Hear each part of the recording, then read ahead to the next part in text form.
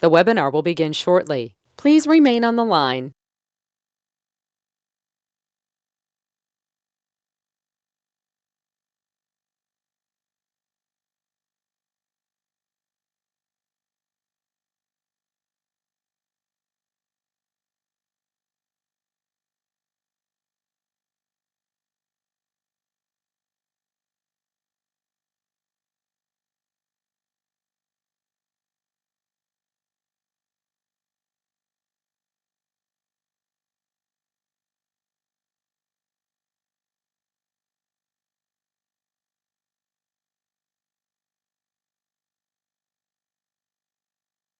The webinar will begin shortly. Please remain on the line.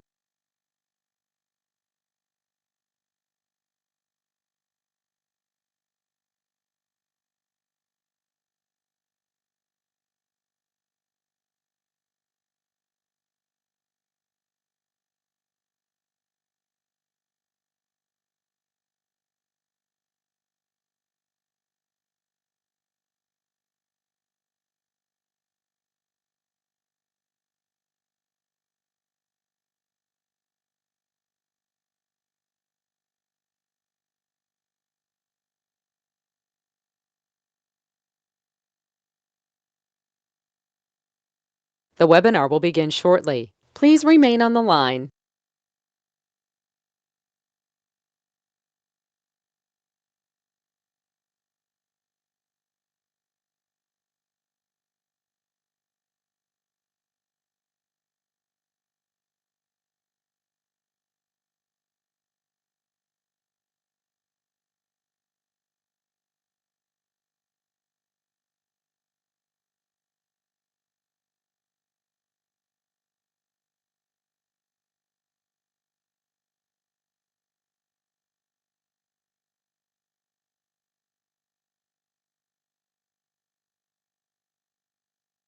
The webinar will begin shortly. Please remain on the line.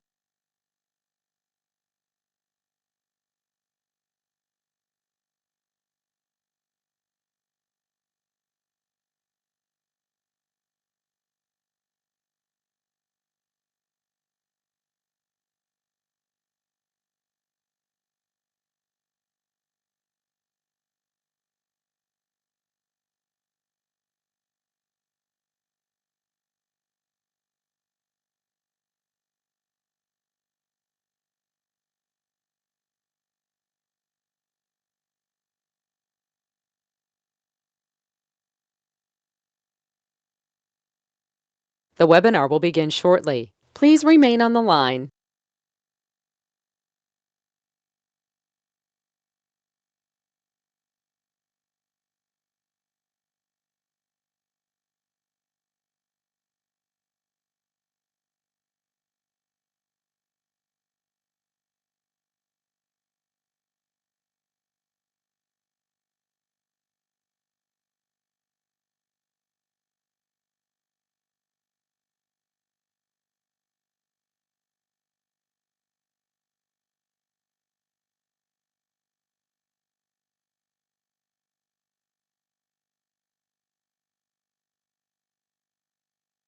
The webinar will begin shortly. Please remain on the line.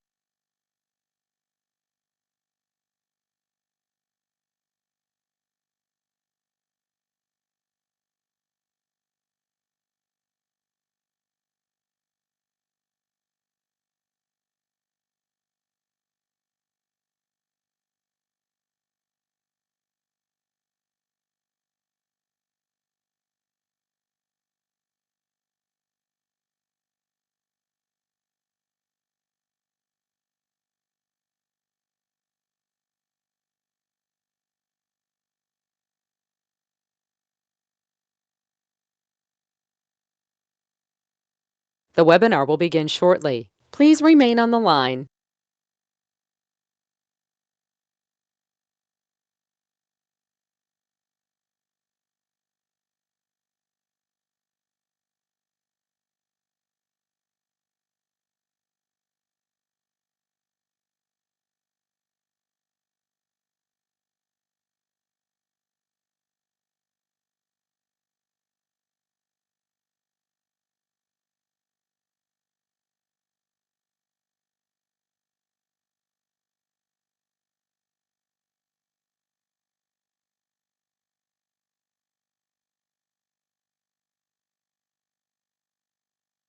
The webinar will begin shortly. Please remain on the line.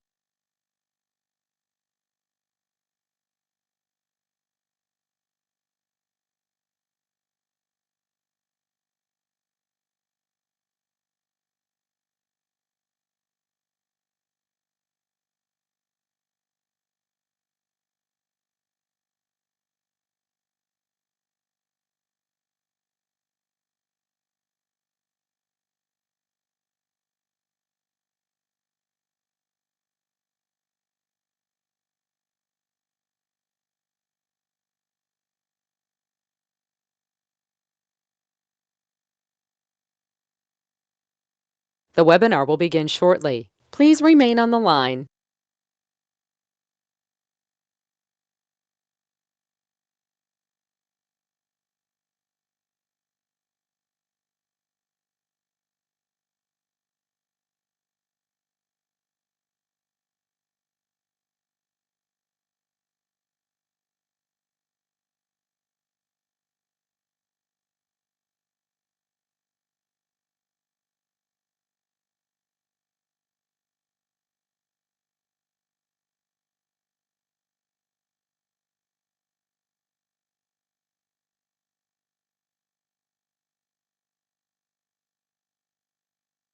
The webinar will begin shortly. Please remain on the line.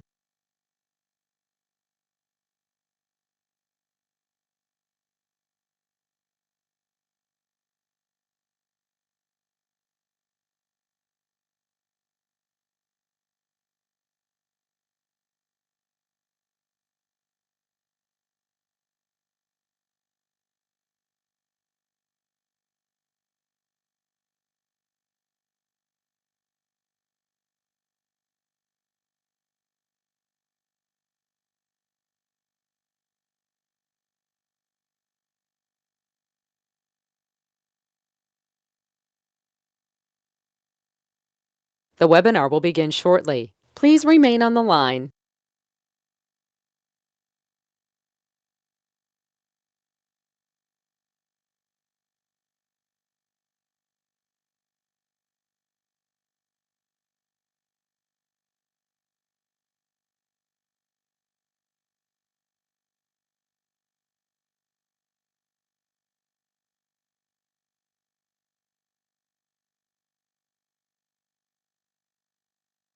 The broadcast is now starting. All attendees are in listen-only mode. Good evening, everyone. Welcome to the March the 1st, 2021 Westminster City Council study session. We will start out tonight. I know we have everybody on, but just to make sure we have a record, verbal record. Ms. Parker, will you go ahead and call the roll? Certainly. Mayor Atchison. Yes. Councilor DeMott. Present. Mayor Pro Tem Sites. Present. Councilor Seymour. Here. Councilor Scully. I'm here. Councilor Smith. Present. And Councilor Bowles. Here. All right, first item on the agenda, we'll turn to the council, see if there's any comments from any activities from last week. If someone's got a report they'd like to make, please let me know. Councilor DeMott. Thank you, Mayor. I know all of us attended the boards and commissions training last week, and so I just wanted to take the opportunity to again thank staff for putting that on, as well as our boards and commissions for all the time they spend on those. I thought it was great to see that continued training and onboarding of new members. The other thing that I attended last week was our task force with Mayor Pro Tem Sites for the Code Forward. I'd like to thank all the staff and stakeholders that are taking part in that important task. I'm looking at revising our code and how it fits in the Code Forward or the Westminster Forward as in a whole. So that was good, a lot of learning. You guys will be seeing some heavy reading ahead of you. I know that Mayor Pro Tem Sites and I have started digging into that, so a lot of good stuff ahead. Mayor Pro Tem, you're up.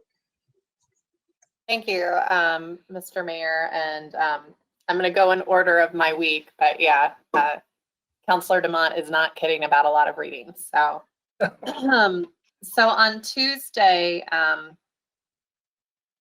or rather Wednesday, my apologies, The mayor and I attended the AdCog Sub-Regional Transportation Forum meeting. That meeting, I allow the mayor to give more in-depth notes, but they did have their election of the forum officers. Julie Mullica, who had been vice chair, is now chair. Jessica Sandgren, who had been chair, is now past chair. And Mr. Mayor, can you help me? What is the name of the gentleman who is now vice chair? I did not capture that. I think you're muted. It's the council member from the town of Bennett. Okay. So that occurred. There was then a discussion of the unallocated transportation improvement program funds. And so there was quite a bit of conversation about the matching. The mayor did a great job participating and is clearly a leader on this group. After that, there was an update on the 2050 Metro Vision RTP. And that was all she wrote. So I'm sure the mayor will give a more update report on anything that's relevant. Similar to Councilor DeMont and the rest of council, I attended the boards and commissions training. It was really impressive. The training that I participated in was for our quasi-judicial boards and commissions. And so they have a higher level of scrutiny because they are working in a judicial capacity. And so our staff really clearly laid out both the rules and the responsibilities to make sure that we follow the integrity of our process, to make sure everybody has due process, that we're evaluating things on the criteria that are set before us. So there's a very large amount of responsibility we put on our board and commission members, and they take that on willingly to serve this community. So it's with a huge debt of gratitude that we have so many people every year that want to serve on these boards and commissions. The next day, on Thursday, I did have the North Area Transit Alliance meeting. And that was a really interesting meeting. I sent you all an email after that meeting, but I'll go through pretty quickly all that went on, but it was a pretty full agenda. Smart Commute gave an update. They wanted to let us know Bike to Work Day is going to be delayed until September. There's going to be a series of webinars on issues like climate change and sustainability and resilience that they're putting on. These are all issues that are impacting transportation now, or transportation planners are thinking about. There are Smart Commutes working with Adams County and Broomfield on an EV grant. Smart Commute is also working on a telework grant for ergonomics and wellness. In the reports from the RTD directors, Vince Busick let us know that on this last Tuesday, they passed equitable use for RTD-owned TOD property, promoting affordable housing with flexibility around parking. So that's an issue, obviously, that connects to Westminster's interests, even though there's not RTD land at RTOD. Chair Jessica Sandgren gave an N-line report, and she has lots of frustration with how unreliable that line has been. There's concerns about operational problems, about the fare expiring, the fare pilot program. So right now the fare is only $3.20 or $3, and it's going to go up to $5.20. And during this period of time, they've had COVID, and they've also had all these operational problems. So we haven't really been able to test if that pilot program helped improve ridership or not. You know, it's an uncontrolled experiment. So when RTD kind of explained it's not their fault, there's an issue with the software, etc. Chair Sandgren kind of expressed a fatigue with excuses for her residents. And RTD let us know, unfortunately, they can't extend the pilot program for the fares as it's federally governed. And they'd need a long, expensive equity study to get an extension. Then we got a legislative report from the new CML lobbyist, Megan McCullough. Councilor DeMont and I have had the opportunity to meet her. She is taking the place of Morgan Cullen, and she seemed great. But she did give an update on transportation legislation, which kind of sparked that email I sent to all of you last week. All of us missed the RTD study session on the history of the B-line. And just with everything that's going on this year, I think we should have a study session to go over all of these different variables right now. With Front Range Rail, the transportation legislation, all of the work that we've done in regards to extension to our downtown, it seems like there is a real opportunity this year that may, and with the federal stimulus that may not come back around. So we all heard from Senator Winter at our legislative dinner that she was meeting with the federal delegation.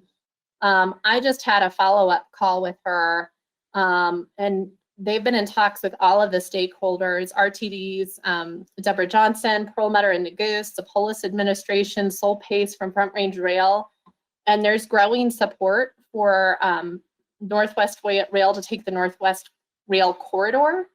And in fact, I don't know if any of you saw, Councilor Smith may know more about this, but RTD and Front Range Rail released this weekend that they're going to be entering into an MOU. And they kind of tipped their hat that their preferred path is the corridor, is our corridor, but they can't officially pick a route until there is a NEPA study. But it appears based off of ridership, costs, and environmental concerns, we are looking really good and are the preferred route by the stakeholders, including federal, Amtrak, Front Range. So it looks like it's coalescing around us. So for this to happen, I think there needs to be probably a lot of coordination and most likely contributions at this local, state, and federal level.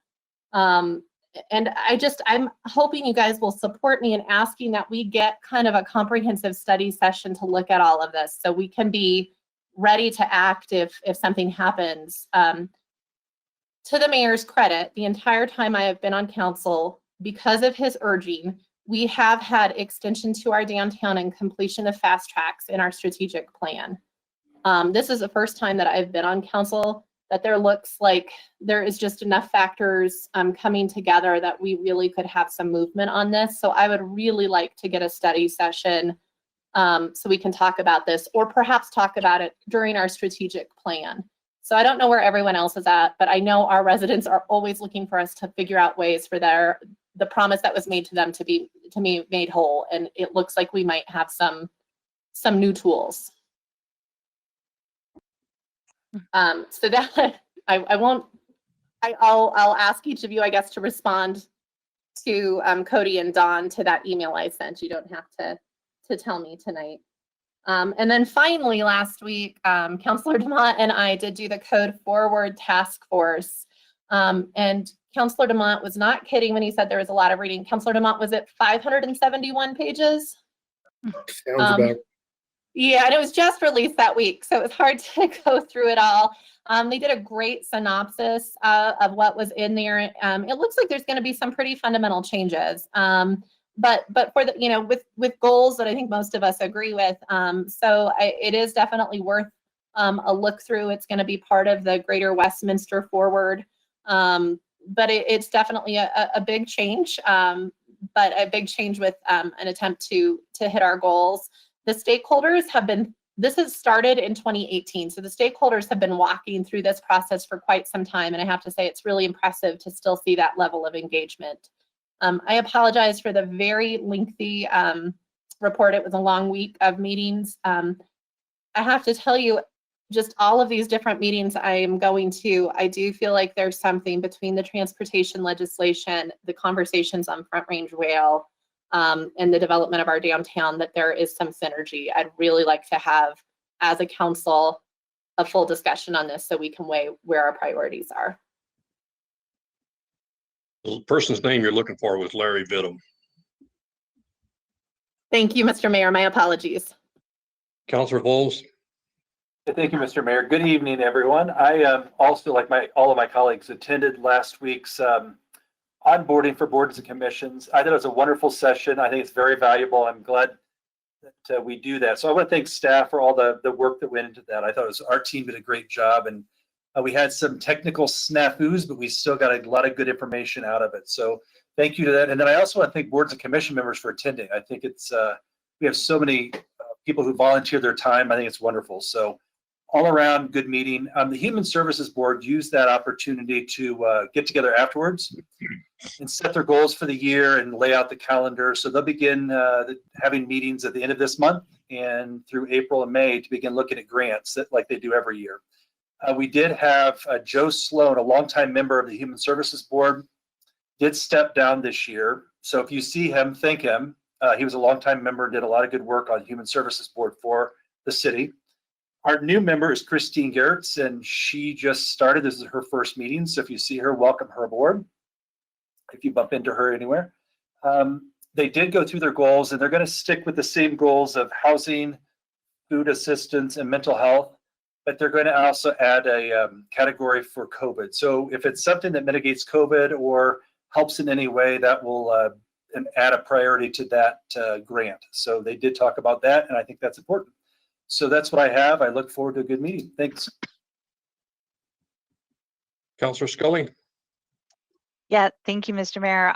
So first of all, I just wanted to jump on the bandwagon with all my colleagues. I also had the opportunity to attend the boards and commissions onboarding sessions last Wednesday night, and they were fantastic. Our staff did an excellent job really putting it into layman's terms, but helping to explain the expectations, guidelines, and policies that need to be adhered to. And I also would like to thank all of our boards and commissions members who volunteer for our city. We could not do the work we do on the city council without the incredible work that our boards and commissions volunteer do for our city. So thank you. And then also I would like to just join in supporting Mayor Pro Tem on the transportation discussion. I would like to have that study session very much. That sounded fascinating, and I'm so excited because that has been long awaited for our community. I remember voting on it and then feeling a little bit blue because I was worried we would never see it, but it sounds like the wheels are moving. And I would like to also encourage that we have that study session. So thank you, Mayor Pro Tem and Mr. Mayor, for your work on that committee. Anyone else on council have a comment at this time? Go ahead, Councilor Bowles. So I just want to also add my 2 cents worth. I would like to see us do a study session. I think I want to thank Mayor Pro Tem for bringing that up. And I know the mayor has worked very hard on this for a long time, and the Mayor Pro Tem. And so thank you for your work. I would like to see a study session as well. So I just wanted to, before we get off this topic, add my 2 cents worth and my support for that idea. Thank you.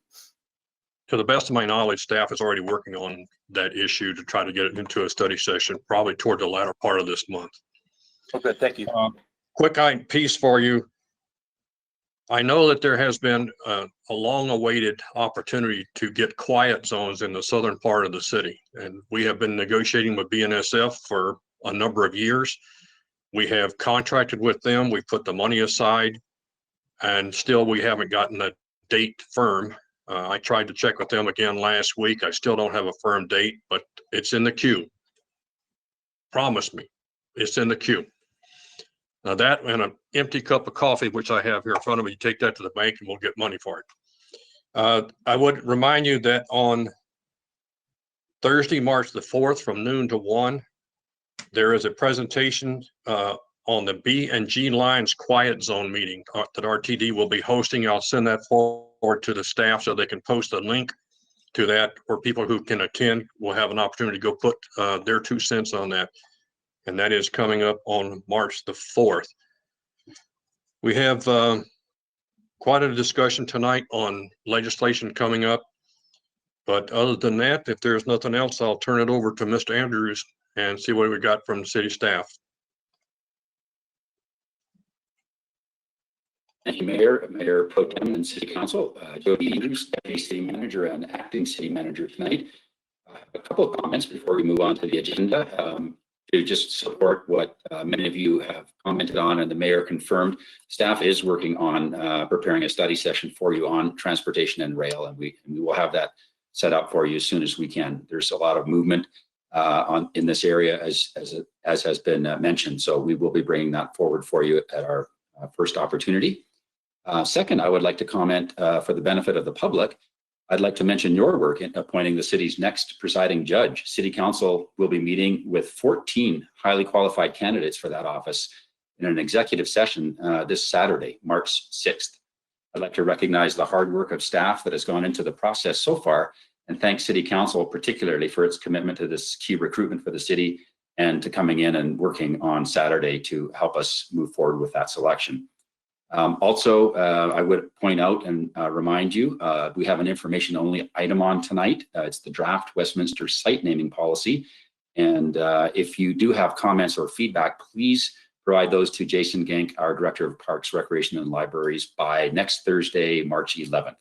So if you have any comments or input on that, please provide those to Mr. Genk, and we will put those together and include them.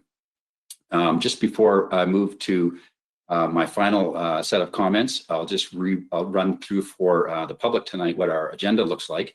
First item up will be a presentation of the Westminster Station area. That's an update. The second item will be a presentation on the comprehensive plan, the background for that plan work. Third item is a legislative update on Senate Bill 21-062, and that will be a verbal update and discussion tonight with City Council.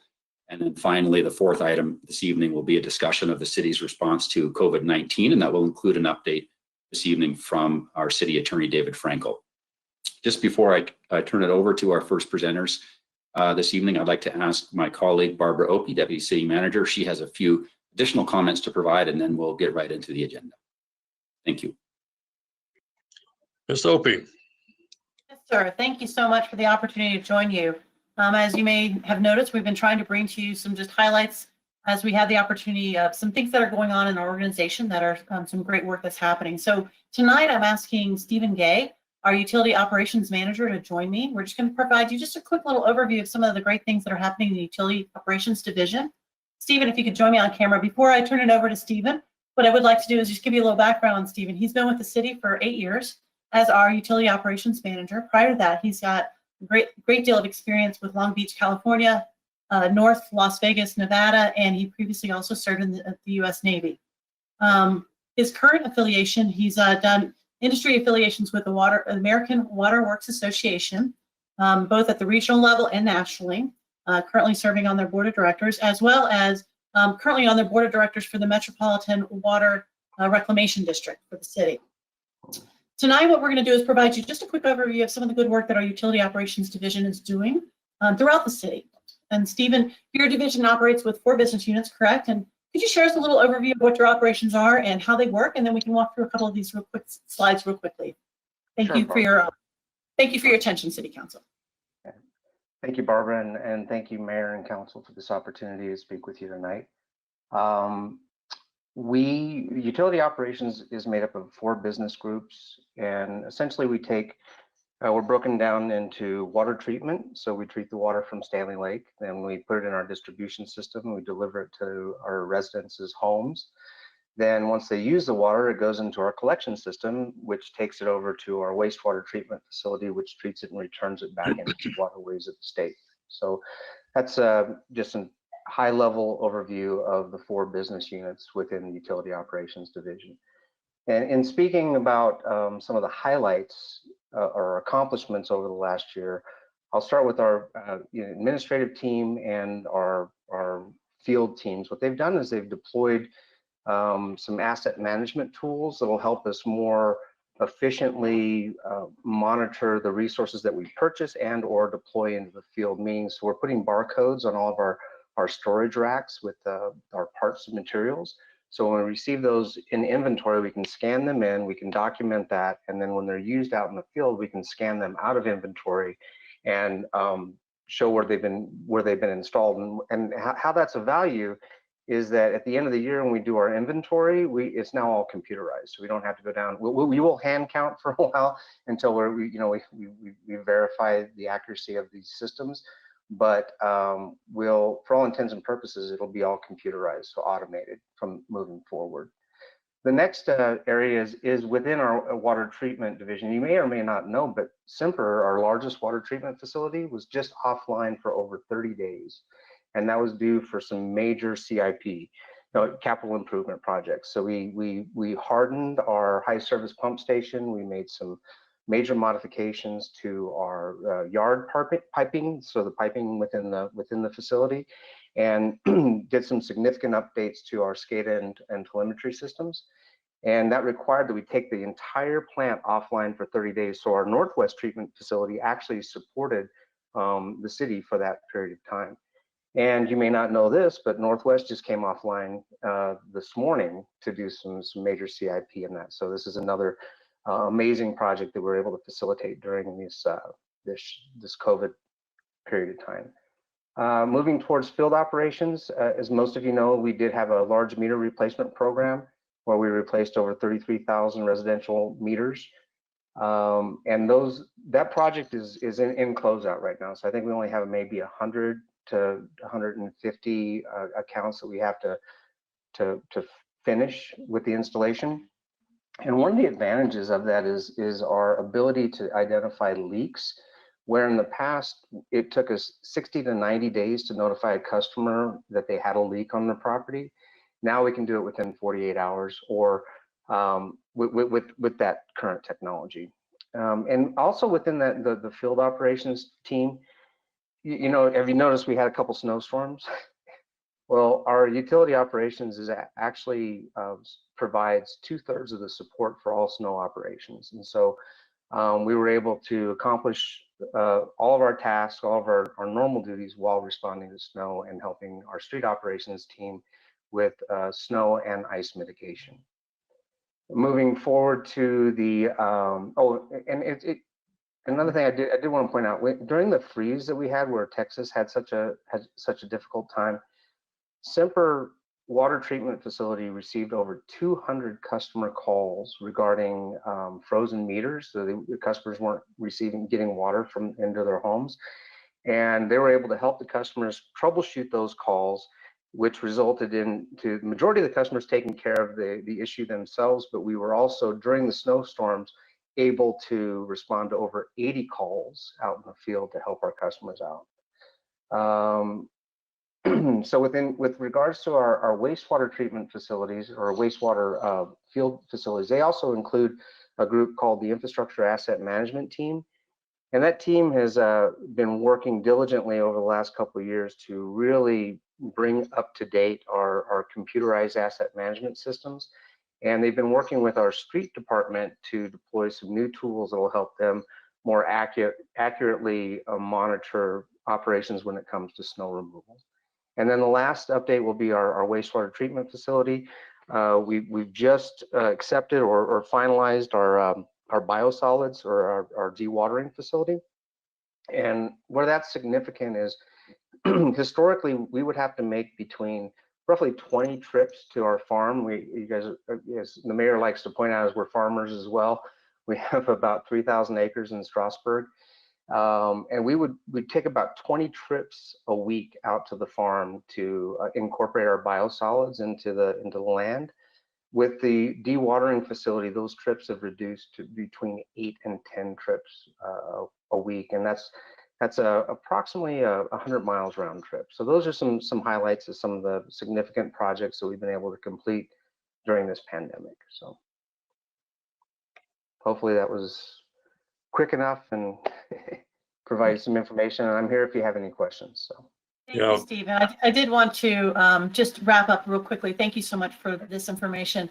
A couple things that Stephen's identified is some great opportunities that we've had to innovate both technologically as well as just some of our internal efficiencies. And this just this example here about the reducing the number of trips, that not only helps us as far as the wear and tear on large rigs, taking equipment out, staff time that it takes, but also the environmental impact and wear and tear on roads. And so those are some great places where we've been able to streamline, and this new enhancement at the dewatering building is certainly helping us with that capability.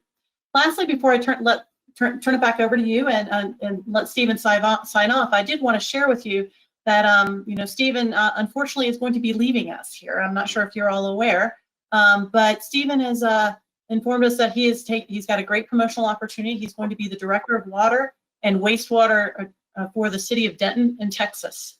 It provides him a great opportunity, not only as a promotional opportunity, but he'll be closer to family, his kids and grandkids. But he'll be here with us through March 18th, and then he'll be moving down to Texas. So thank you, Stephen, for your leadership during your 8 years here. And we wish you the best as you move on to your new endeavors. and look forward to hearing about the great things that you're doing down in Denton. So thank you very much. Thank you, Barbara. Council, I'll turn it back over to Jody here.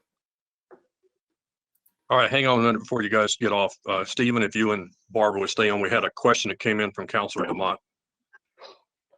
Thank you, Mayor. And first of all, congratulations on the promotion. Sorry to see you leave. I did not see this in the agenda. Is this something that we can get provided to council since it wasn't agendized? As far as these slides, please. Certainly, sir. We can share that with you. Absolutely. Mayor Pro Tem, you had a comment you wanted to make? I do. I wanted to say thank you for the presentation. It is always great to see how we're constantly looking for innovations to improve and find efficiencies. I remember, I believe it was maybe 2014 that we voted on the dewatering. It was a little bit of time ago, and I think you guys forever ruined both pudding and cake for me. But I'm happy to see that this has been finalized, and thank you for your work. Stephen, or Mr. Gay, what a loss for the city of Westminster. I don't know if you recall when I was a new council person taking me and touring with me on our tours and topics, explaining to me how our distribution system works, how your team ensures that we do the best to maintain it that we can. Your level of knowledge and stewardship was definitely impressed upon me. But not just that, the amount that you've contributed to this community. Folks may not know, but that piano that is down in historic Westminster near the park, that belongs to Stephen and Karen. They're people who don't just, in their daily work lives, work for a community, but they are, they're what I call weavers. People who try to bring people together and build community. And so Denton is incredibly fortunate to have you both. And I wish you well, but you will be missed. Thank you, Mayor Pro Tem. Ms. Scully? Thank you, Mr. Mayor. Mr. Gay, this was a very nice presentation, and I appreciated you commenting on the Texas situation and also the 118 people that called into our city, and 15 of which had actual meter problems. I think it's important to recognize that there were some problems, but they weren't as widespread as they may have appeared at some times during our emails. So I appreciate that comment. Mr. Gay, we are just so going to miss you. You have shown me our water system as well, given me a couple of tours, and I've truly appreciated your work. Big loss for our city, and you'll be hard to replace. So good luck to you, and congratulations on your opportunity, and keep us in your prayers, please. Councilor Volt. Councilor Scully.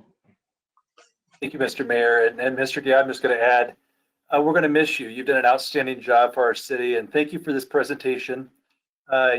In my time on council, you've been very professional and easy to work with, very accommodating and accessible. And so thank you for all of that. And then one last, so good luck and congratulations on your new role. And there's one request, you can't take Karen with you. I enjoy working with her too much. So Karen will stay, right? Is that? Only for a short period of time, sir. Oh, no. Well, okay, I understand. So anyhow, I just wanted to try if I could, but congratulations and good luck. Thank you. Thank you very much, Councilor Bowles. Well, Stephen, good luck to you. I can't imagine why anybody would want to go to a place that has no electricity and frozen pipes. I have a master's in crisis and emergency management. Okay. I want to go back before we start the presentation. One piece I forgot to announce was something that if the council checks their emails, they'll start to pick up on. Back in January of this year, I received a call from Kevin Balmer in regards to a problem they were having with the CML conference that had been scheduled. If you remember, we were scheduled to host that last year, and we lost it because of the COVID. Then they just scheduled it for this year up in the mountains. Well, in January, they got notice that that facility canceled their conference. Well, lo and behold, we've been able to get them back. So Westminster will be holding the annual CML conference for Colorado in September at the Westin, And so that will be both a in-person and virtual opportunity. So we are glad to have CML's conference back in Westminster, and we'll have more details, but you will be able to start registering in the next few days for the conference.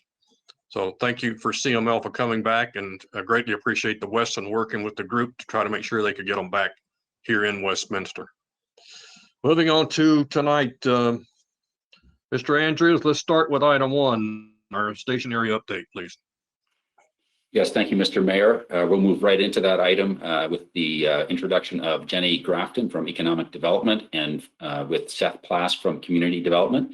And they will jump right into our presentation on that subject.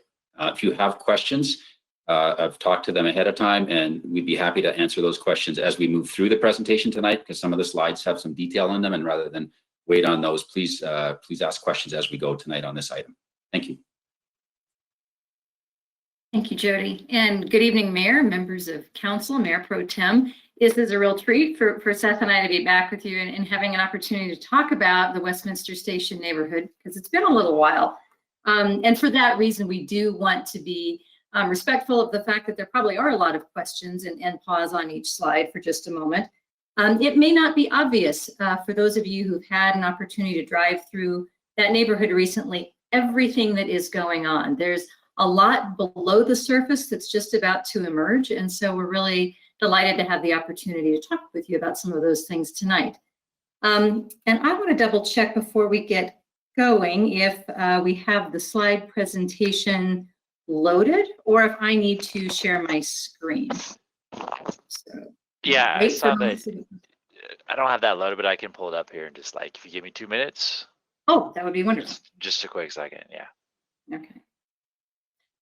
So maybe as we're waiting for that, I can give a few other sort of opening remarks. It is nice for Seth and I to be able to sit here with you and talk about everything that's going on, but want to make sure that we really acknowledge what a large team of people is working on Westminster Station right now. So we have staff from across multiple departments that work through various pieces, but we also have a lot of really strong neighborhood partners there, and we'll highlight a few of them tonight. But this has obviously been a project that has been a long time in development, well over a decade to get to where we are today, with a lot of past councils and past staff and past property owners really taking those original leaps of faith. And now I would say we're kind of at the beginning of the middle chapter. There's still a lot to be developed, but it's a privilege for us to represent the work of all of those people, but do want to acknowledge, even just in tonight's presentation, a significant number of other staff contributed content. Seth, if you want to pile on while we're waiting for the slides to load. I would just echo what you stated, Jenny. Keep in mind, even in the TOD, when a property is developed, it goes through the same development review, and just the number of people that touch the TOD in Westminster Station, it really takes a village to make it work. Thanks. And now I see your presentation is up. So if we can go ahead and just advance to the next slide. Yeah. So as council's well aware, there is an overarching strategic plan objective around the recruiting of developers and business investment to Westminster Station.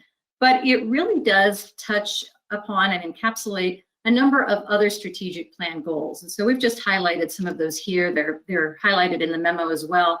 And in particular, the items in bold are topics we're going to touch upon more tonight. It really is a very complex area that weaves together existing residents and businesses with new development interests. And a lot of our time is really spent internally and externally on facilitating those relationships and making connections. So we spend a lot of effort in this area working with the market forces and trying to help facilitate things rather than controlling them, since most of the property is privately owned. Next slide, please. So sometimes we talk about the work at Westminster Station really through the lens of community economic development. And in that type of practice, there's a much greater emphasis on the engagement of community members. So we are always building upon the foundation of work done before us and bringing new members to the table. In some respects, we have limited development tools or redevelopment tools available to us in this area. It was an urban renewal area and that tax increment has run out. However, we have a lot of really great assets to leverage here. And so you're going to be hearing a lot of that from us, not only tonight, but in projects that we bring forward soon, because we have to help overcome some of the physical challenges and the unique circumstances in this location. But really, we like to talk about community is what happens when you overlap business, both existing and new, people existing and new, and really create a wonderful place. And that's what we have an opportunity to do here. Next slide, please. Now, this is a slide I expect we're going to spend a few minutes on because there's a lot of interesting information here. So this is a comparison. On the left-hand side, we've highlighted the properties that had land transactions were sold, bought or sold, in the 4 years prior to the adoption of the Westminster Station Area Specific Plan. On the right, you'll see the properties that have transacted since we've adopted that plan. And the summary table at the bottom is very interesting. So the number of sales has gone up, not hugely, but what happened in those sales is important. So in total, there are 98 parcels of property that make up the TOD. In those, you can see that the more recent transactions, we've got larger acreage selling, and then the values are what's important. So the way our system works here in Colorado, the county assessor, my apologies. I always do this, and I'm sorry. There we go. So the actual value is established by the county assessor based on market conditions. Residential properties in Colorado are then assessed at 7.15%. Anything that's not residential, so whether it's mixed use or commercial or industrial or even vacant land, is assessed at 29%. And so what we can see here is that the assessed value, right, has gone up substantially as those property values have begun to move up. So even though you're not seeing new construction just yet, the land value itself is beginning to move up. The total sales prices, right, jump significantly. So I'm going to pause there for a second, let everybody process that and ask questions kind of specific to that, if you would like to do so.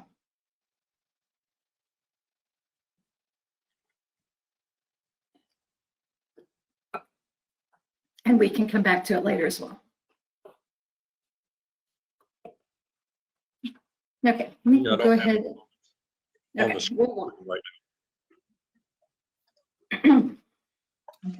we can move on. Next slide, please. So we know it's of greatest interest where some of our development projects are right now in the pipeline. There are a number of other negotiations and property discussions in progress, but really until an applicant has submitted something to the city, we don't talk about that in a public forum. So I've numbered these on a vicinity map to help orient you a bit. Number one, the Westminster Place Apartments, that's in the upper left-hand corner. This is 3551 West 71st Place. This is strictly a 75 unit market rate. There's no commercial component to it, just strictly apartments. And this is in that area of the station where we really start to step the density down as a transition point to the surrounding Harris Park neighborhood. This is now in its second round of development review for ODP, moving through the process very smoothly. The upper left-hand corner is a rendering of that project. Colors may change, trees may change, but it gives you a sense of scale. The second project to highlight is one you're very familiar with, Council. So this is also known as the Brinkman project. They've named it the Beeline Flats. And this is that mixed-use project that would wrap the south and west sides of the Westminster Station parking garage. Like many developers, they have experienced setbacks during the pandemic and have pushed back their construction start date. They are now anticipating breaking ground later this year or the first part of 2022, but with no significant differences in any of the plans. So the rendering below gives you that sense of scale there. This is a 5 to 6 story structure, depending. It has a fair amount of slope to it. And then the third property we've highlighted, we often refer to this as the Gateway site. It is that former Nolan RV property that's now vacant. Both of those buildings have been completely demolished. This is obviously a substantial site. It's a little over 4 acres. Currently planning for 262 market rate units and about 10,000 square feet of commercial. It is much earlier in the concept development, so those numbers could certainly change a bit. And they haven't established a construction start date yet for that. Next slide, please. All right. So we talked about there are a number of different strategic plan goals that Westminster Station addresses. And a really important one is that comprehensive arts and culture program. So we are really trying to build upon some existing assets in that neighborhood. Many of you are familiar with Colorado Sound Studios. That has been an important partner in that area. Then we've also had some wonderful events, right? We've had the Latino Festival there for several years. This last summer, with social distancing, we weren't able to do that. However, the Babe Walls mural event came in and sort of filled that gap for us. And part of the reason that these artistic and cultural opportunities are so valuable, not only for what they offer to the neighborhood, right, but they bring in new visitors, new investors. And the center picture there, if you notice, there's a tiny little girl at the bottom of the bird wearing a yellow t-shirt. And she is the daughter, who I think brought her dad there, who is now going to be investing in a business we're going to talk about shortly. But she came and stood at the foot of the bird and said, "Daddy, I want to do that," right? And he said, that's it. This place is magical. There's a spirit here that's important, and I want to be a part of it. Next slide, please. So as we work to facilitate that arts and culture programming here, Council will recall we had an opportunity in 2017 to purchase a parcel. It's identified as numbers 1 and 2 in the vicinity map. And we bought that really for the purposes of being able to connect infrastructure later. But it came with 2 buildings and gave us an opportunity to create some space where we could really help the arts and cultural aspect flourish. So 3080, the building to the west, has been leased some time ago to Studio W, which is an expansion of Colorado Sound Studios. They are using it to do a tremendous amount of streaming right now, as well as their general recording operations. And then they've also really started teaching. In fact, Parks Director Jason Genk's son is a student there. They're teaching sound engineering, so really that music industry side of business. It's an important part of our workforce development. Then across the way at 3050 to the east, that is the building that we'll be renovating this year. It was planned last year. We put that on hold with other expenses and other things we needed to tend to, but we're coming back to that now. And that's the place where Swallow Hill Music School intends to operate and offer courses. They are likely to bring in some other music partners to expand and diversify some other offerings there as well. But really, these things wouldn't be possible without the relationships with that existing business. This really got started when the Housing Authority and Colorado Sound came together and started to develop ideas. Now, one of those new ideas is to have a monthly event in this area on parcel 3, which is city-owned land, vacant, to do a sort of socially distanced music offering and outdoor art installation. They had partnerships with people in the event industry who knew how to do this. And so we are taking that through a special event permit review process right now. And we'll share more with you when we have dates and more information for that. Next slide, please. So another important facet is the idea of culinary arts.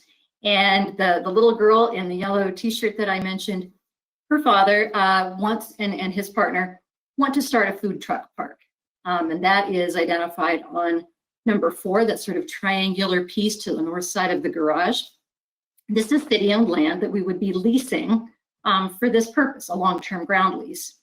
And these are experienced entrepreneurs who just see the value and the community in this neighborhood and want to be a part of that. They would be bringing in the diagram on the lower part of the screen is still conceptual. They're working through some site plan refinements, but essentially 5 food trucks and then a stationary bar cart. So they're contemplating the use of a shipping container or something of a more permanent nature. That's an important part of liquor licensing. So that is something that can launch very quickly and do a lot to activate that area. Along with that, we have, and this is a really interesting idea, a commissary kitchen.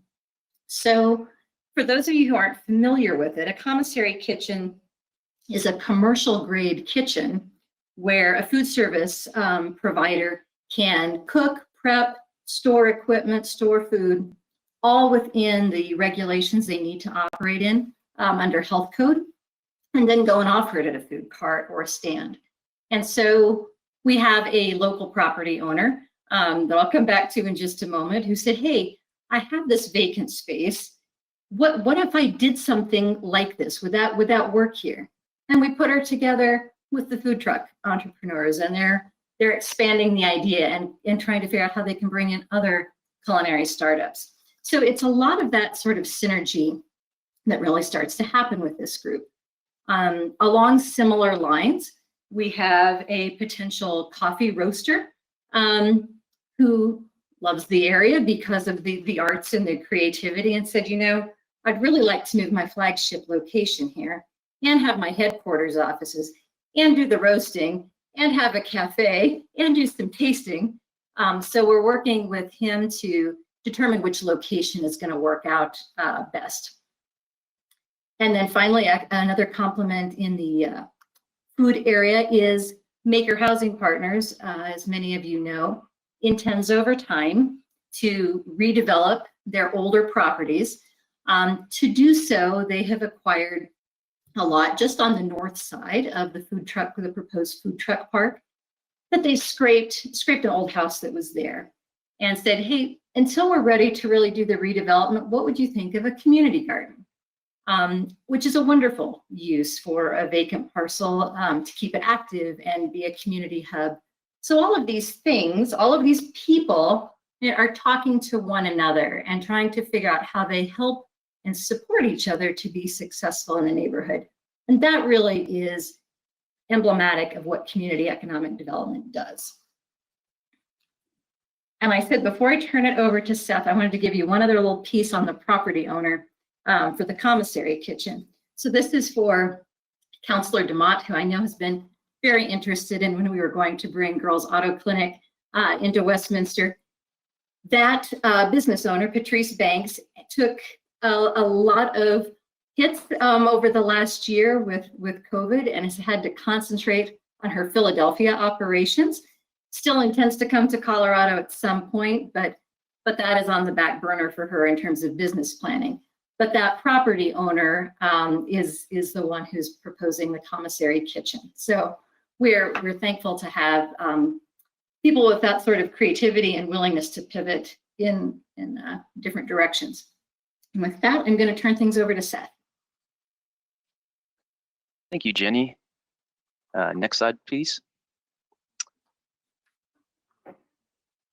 We wanted to take this opportunity to also discuss some of the current city managed projects in the area, as well as a project that will be hopefully starting here shortly.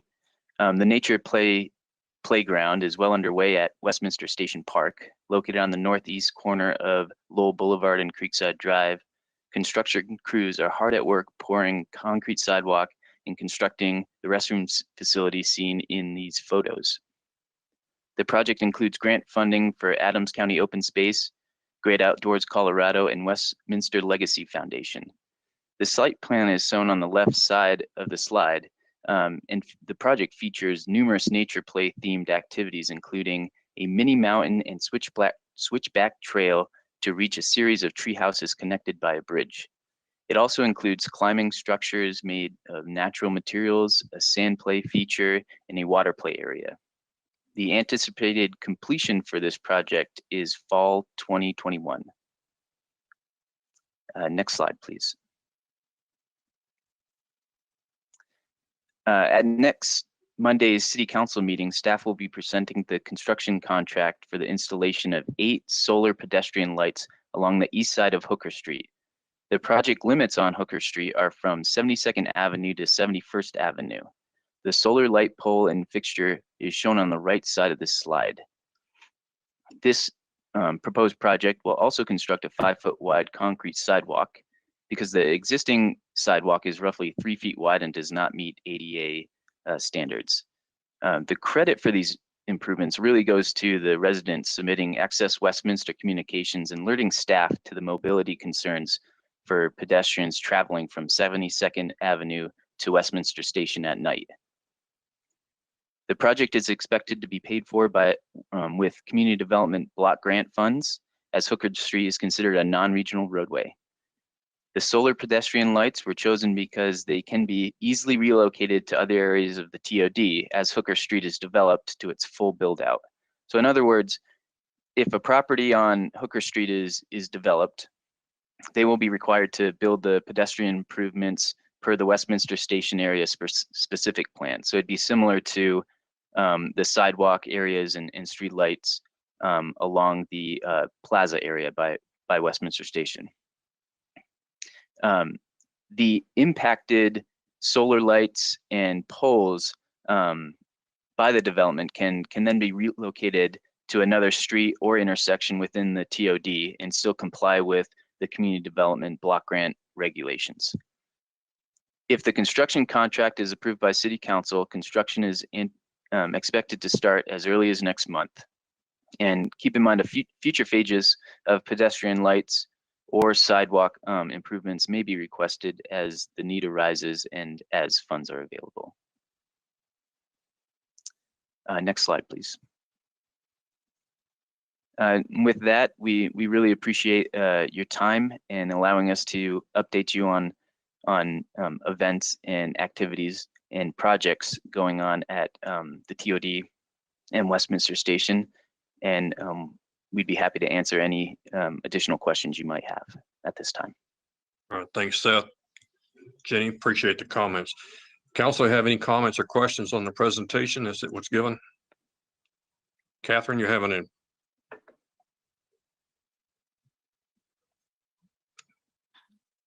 Okay. Sorry, I couldn't seem to get my initials into the chat area fast enough.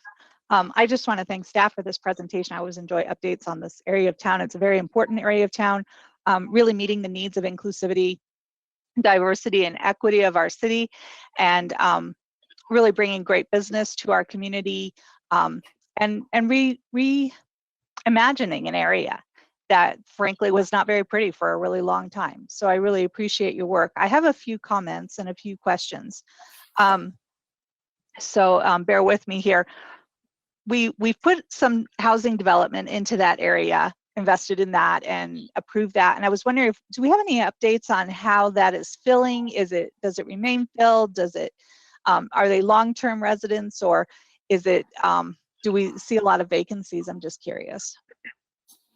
So Councilor Scully, I can take that. The only new construction that is completed there at this point in time, right, is the Alto apartments, which are owned by Maker Housing Partners. And as such, because they are income qualified, they tend to be extremely valuable and are nearly always at full occupancy with just a little bit of difference for monthly turnover. Excellent, thank you. And as I recall, that's affordable housing, attainable housing. That's correct. And remind me, what was the the scale on that for income for AMI? Sure. So the Alto Apartments, which is the new construction, that is 30 to 60% AMI. Excellent. And how many people are housed in that unit? That is, maybe off by 1 unit. I want to say that is 70 units at Alto. Now they do own other older properties there that are not ones that they built. And because they allowed some existing residents to stay in place when they purchased those, there's a wider range of AMI levels represented across all of their properties in aggregate. And it's my understanding that they're going to redo some of those older existing buildings, and that they will move some of those residents into newer developments so that they can then focus on the remodeling of the old units. Or will they actually be demolishing those units? I was trying to recall. Sure. No, they would actually be demolished, and there is a great deal of federal legislation around how the relocation process has to occur in an equitable manner so that people are not displaced. So it's a rather lengthy and involved process. Their ultimate goal is to redevelop, so to rebuild, demolish and rebuild all of their properties. They would have most likely a much broader range of AMI levels. It is possible, not confirmed, that they may even consider letting some of them go to market rate as a way of reinforcing their overall portfolio. So they are really trying to get a balanced range of housing just within maker properties. Okay. So I really I loved your statement, spirit of magic. You know, that is truly what Westminster is, I believe. And so I really love that statement. I love the focus on the arts and the culture. I've had a chance to go down and look at those beautiful murals on those buildings. They are truly striking. And I love that this area is continuing the theme of arts with culinary arts and community arts and culture. And I love the idea of the food trucks and the coffee roaster. I was very kind of sad to hear about Patrice Banks' venture and her terrible suffering during COVID. We had been trying to work with her through, and I think we had worked with the city to connect FRCC to that endeavor as well, and to try to work with her. And I was just curious if we had had any communication with FRCC on that, and updating them on the status of that development and what's going on with that, just to kind of help them along.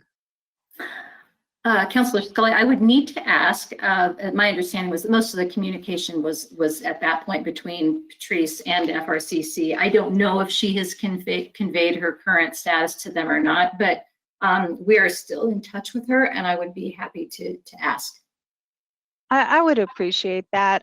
It was a great opportunity to link our education community college to a development in our city, and to be able to maybe even do apprenticeships. There were a lot of opportunities there that we were hoping for as a college, but also as a city, because that's a great way for us to meet our education initiative, which is part of our strategic plan, and to work with providing work and education for our residents, which we, as many of us are aware of, is really a base for how to create a community that is thriving and continues to grow positively spiritually. I love the solar lights discussion. I was curious about the sidewalks a little bit. We've had a lot of discussion about ADA, and we don't talk about it a lot when we're talking about development. But I do know that I encounter a lot of residents who ask me questions about new sidewalk developments and how that meets ADA requirements. So I was curious, what is our consideration? I know that area is actually very difficult to navigate, especially for wheelchair residents, and especially in the parking area, that often there are not enough spots. They're taken by other people who are not necessarily eligible to park in those areas, that the sidewalks can be quite difficult to maneuver with wheelchairs, and difficulty in mobilization. So I was wondering if you could address that in any way.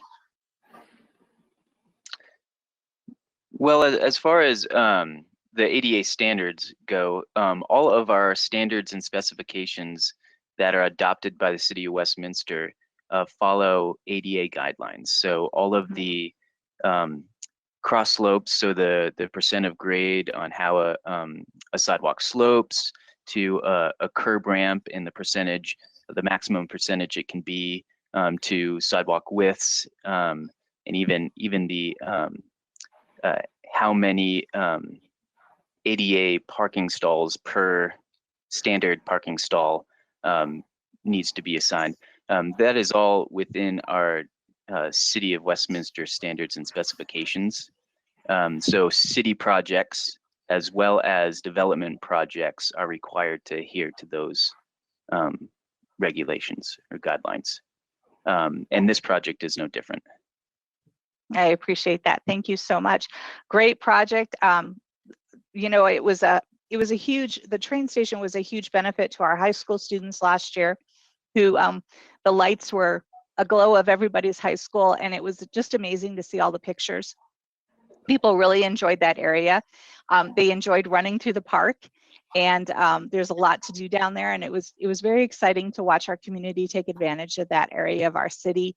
Again, an area that honestly hasn't been very useful until recently, because of all the great development we have done in that area to work to lift it. So I really appreciate your work, Jenny and Seth, and thank you very much for the presentation. Councilor Bowles. Yeah, thank you, Mr. Mayor. And I also want to say thank you for this presentation. It feels good to see so much great synergy and activity happening in this neighborhood.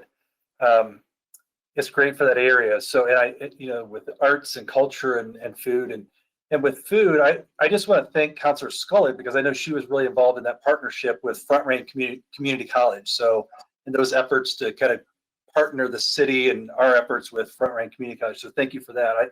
I had a couple quick questions. At the Alto, we have some commercial real estate, or I'm sorry, retail commercial space on the first level. Has there been any movement in that space for leasing that out of late? I haven't asked that question for a while, but I'm just curious if there's anything new there. Sure. I have to say, honestly, there isn't anything new there. There was a plan for an event florist and some creative space to go into that prior to the pandemic. Obviously, events where you need flowers have been significantly limited, so they haven't moved that forward. And I need to inquire whether or not there is still a potential for that same tenant to come take that space, or if it's going to go back out. They have been extremely careful about who they would consider as potential tenants, wanting to make sure that there was good vision alignment between the organization, between the housing authority and any potential businesses that would go into that space. So I'll be happy to find out an update.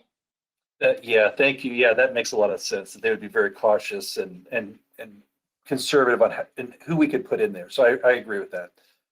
And then for Mr. Plass, I had a question.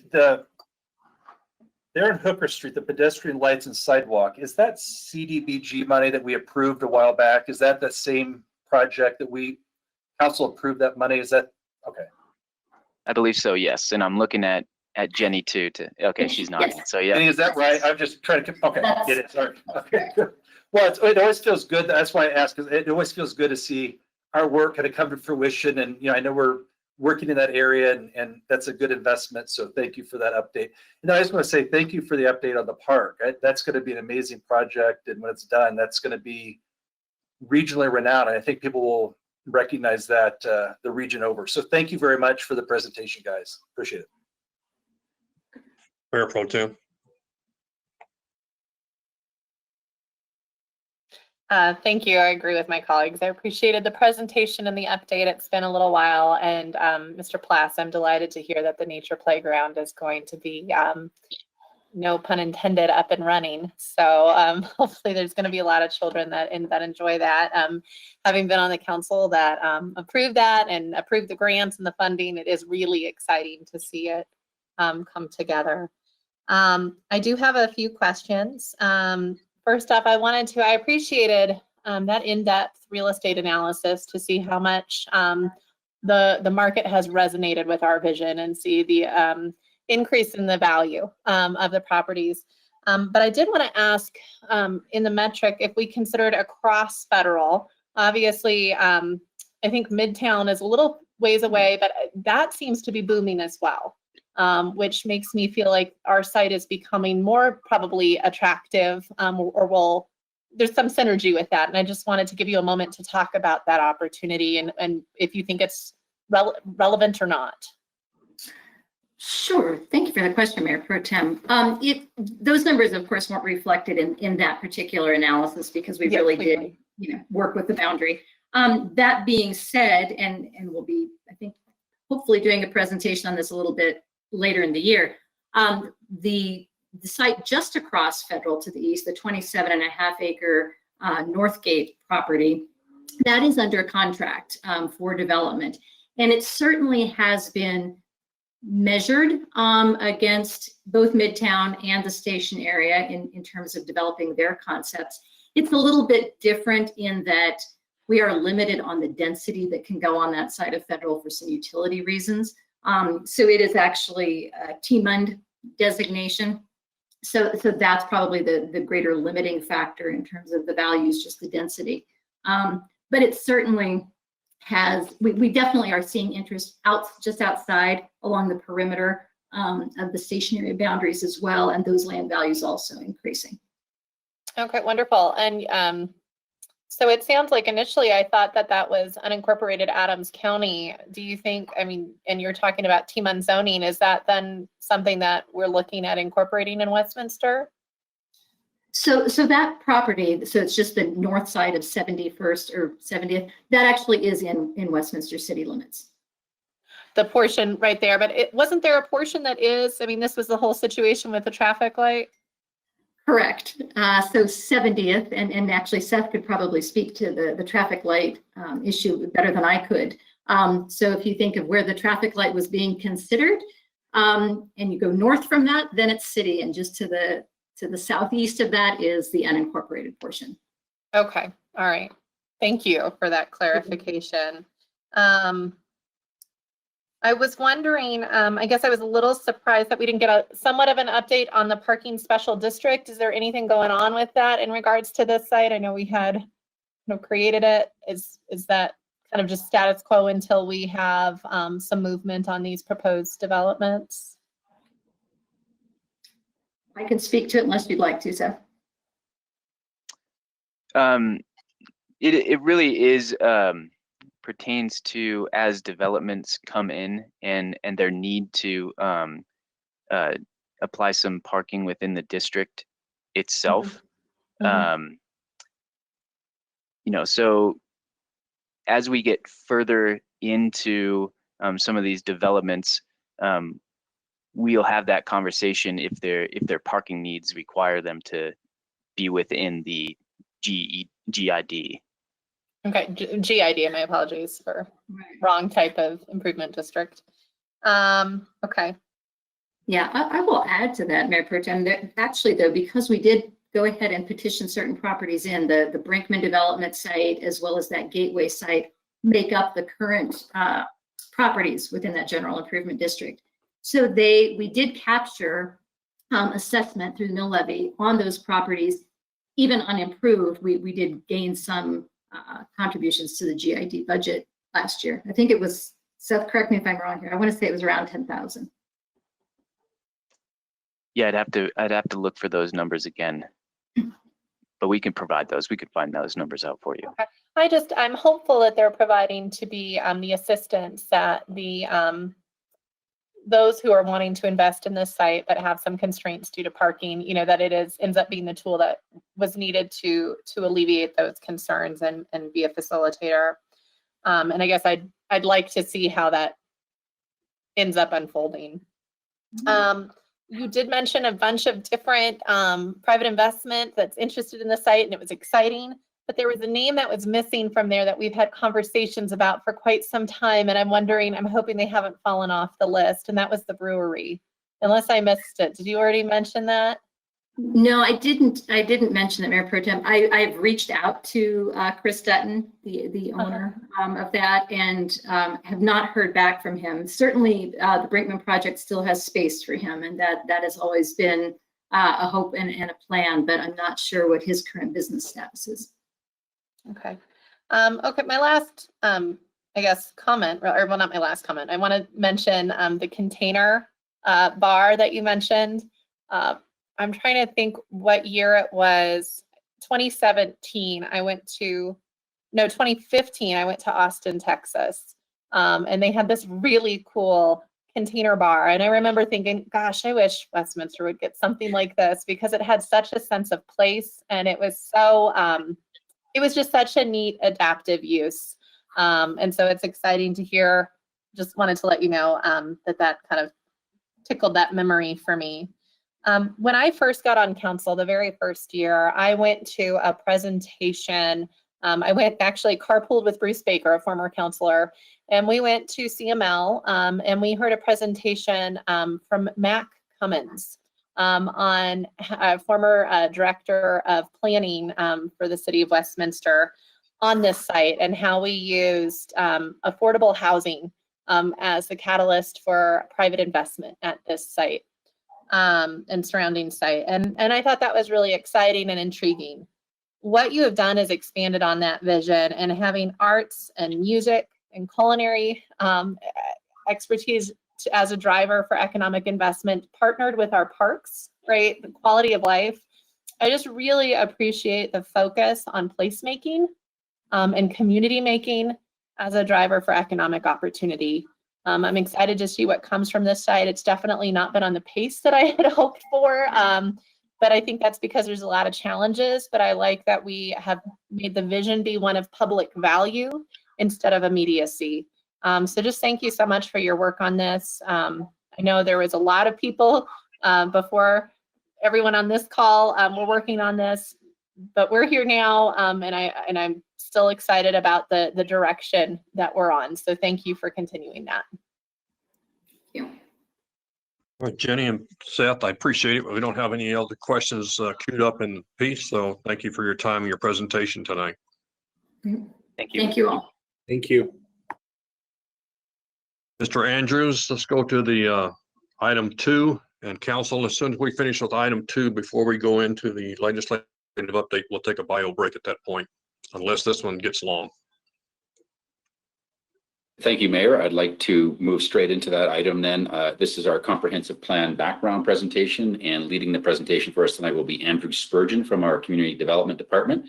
We also have with us Rita McConnell and Dave Downing, our Director of Community Development. Andrew, I believe, leading us out in the presentation tonight. Thank you, Andrew. Thank you, Jody. And if we can bring up the presentation, there it is. Thank you, Jody. Jody Schultz Hancock. Good evening, Mayor, Mayor Pro Tem, City Council. I'm Andrew Spurgeon, Long Range Planner and Community Development. For tonight's presentation, I will be joined by John McConnell, who's our Principal Planner over Development Review and Community Development. And let us just start off by thanking you all for this opportunity to do this presentation tonight about how we do planning. Next slide, please. We realize there have been several presentations already over some period of time relative to the comprehensive plan, as well as the companion Code Forward project to City Council. But since we are doing these projects actively, and a number of existing policies and practices are expected to continue in the future, we wanted to provide a short presentation with background information about how the comprehensive plan is used, and also how the more general provisions of the plan relate to our development process, where we can get into some greater detail, greater specificity beyond what's in the comprehensive plan. In a future study session, we'll bring to you the proposed new comprehensive plan, what we call the 2040 comprehensive plan, and as well as Code Forward, which was discussed during the councilor reports at the beginning of the meeting. And we can highlight where there's changes from our existing policies and practices that we use today with what's coming with those. Next slide, please. The comprehensive plan establishes a guiding vision to enhance the city's long-term vitality, identify community character elements, and help inform future municipal programming and city services. This guidance is expressed through goals and policies on topics such as land use, housing, employment, recreation, and utilities. The plan is long-term in nature with a 20-year planning horizon, but it's also a living document that grows and changes with the community. With its purpose as a long-range plan, It is separate from current operational considerations that may be addressed in other strategic plans, such as staffing, facilities, or utility operation. The plan aligns with the Denver Regional Council of Governments, DRCOG, MetroVision, and is coordinated with adjacent municipalities and both Adams and Jefferson counties. Westminster adopted its first comprehensive plan in 1997, which was primarily just a land use document. The 1997 plan was superseded with a new comprehensive land use plan in 2004. We are currently using the 2013 comprehensive plan, which departed from the more singular focus of land use of the two earlier plans and incorporated related topics such as transportation, economic vitality, parks and recreation, urban design, utilities, and public safety. The proposed new comprehensive plan will continue to emphasize the need for coordinated citywide planning without solely focusing on land use. This truly comprehensive nature that came about through the existing 2013 plan was intended to better assure alignment of all planning efforts within the city. The plan recognizes finite resources and infrastructure and accounts for this in the land use element. Development of vacant lands was accounted for and included in both the comprehensive plan, water supply plan, and other functional plans that the city has, such as the roadway master plan. Privately owned vacant land is not designated as open space. Open space designation is given only to city-owned properties for passive recreational use and habitat protection. Next slide, please. Andrew, as soon as you can get to a point where you can pause for a minute, someone needs a bio break. Okay, I would propose that I have 3 more slides on comp plan, and then we could do a break before we shift to John McConnell's part. All right, sounds good. The existing comprehensive plan is organized into 7 chapters as shown on this slide. The land use map is a graphical representation of the goals and policies from throughout the plan on topics such as employment, housing, parks, transportation, and similar considerations. But knowing that land use is of particular concern to City Council as well as the general public, we will spend some time focusing on that in this presentation. And later, John McConnell will talk about the development review process and how the more general provisions of the comprehensive plan are drilled into greater specificity through our development process. Next slide, please.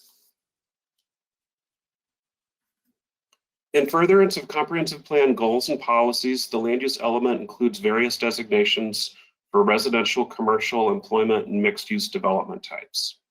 For residential uses, the plan includes prescriptive guidance on density expressed in allowable dwelling units per acres. Commercial development, meanwhile, regulates bulk, essentially building bulk through what's called floor area ratio, FAR, which is the allowable floor area of building relative to the piece of property. For example, a floor area ratio of 1.0 would mean a 1-story building could cover an entire property, or a 4-story building could cover a quarter of the property, as shown on the slide in the upper right. Development of the comprehensive plan, water supply plan, and other related city plans are correlated at the citywide level using these assumptions. This included coordination of planning for vacant properties and anticipated redevelopment areas, such as the Westminster Station area that we just received a presentation on. By accounting for development of vacant land and redevelopment, it provides Planning Commission and City Council the benefit of being able to focus on unique considerations of a proposed project when it comes before you. In a future study session, staff will present where the 2040 comprehensive plan will differ from the existing plan, including potential policies to support existing neighborhoods and business districts to ensure the long-term needs of the community are supported. Next slide, please. Since the comprehensive plan is a living document that grows and changes with the community, a certain extent of comprehensive plan amendments are expected. When City Council approved the revised growth management ordinance in 2018, 10 criteria were established in Westminster Municipal Code for evaluating comprehensive plan amendments. Prior to this 2018 ordinance, the only criteria available was that the plan amendment be in the public good, and that was highly subjective and difficult to administer. The most recent comprehensive plan amendments were approved by City Council in February 2020 for 3 parcels associated with the proposed Uplands project. I would now turn the presentation over to John McConnell to talk about the development process and how it relates to concepts from the comprehensive plan, understanding that a bio break is desired. John, if you will, we'll take a recess until 8 p.m. That'll give people time to take a break, and hopefully that will be the only one we need tonight, but we will take one if another one is needed. Right now, we are in recess till 8 p.m.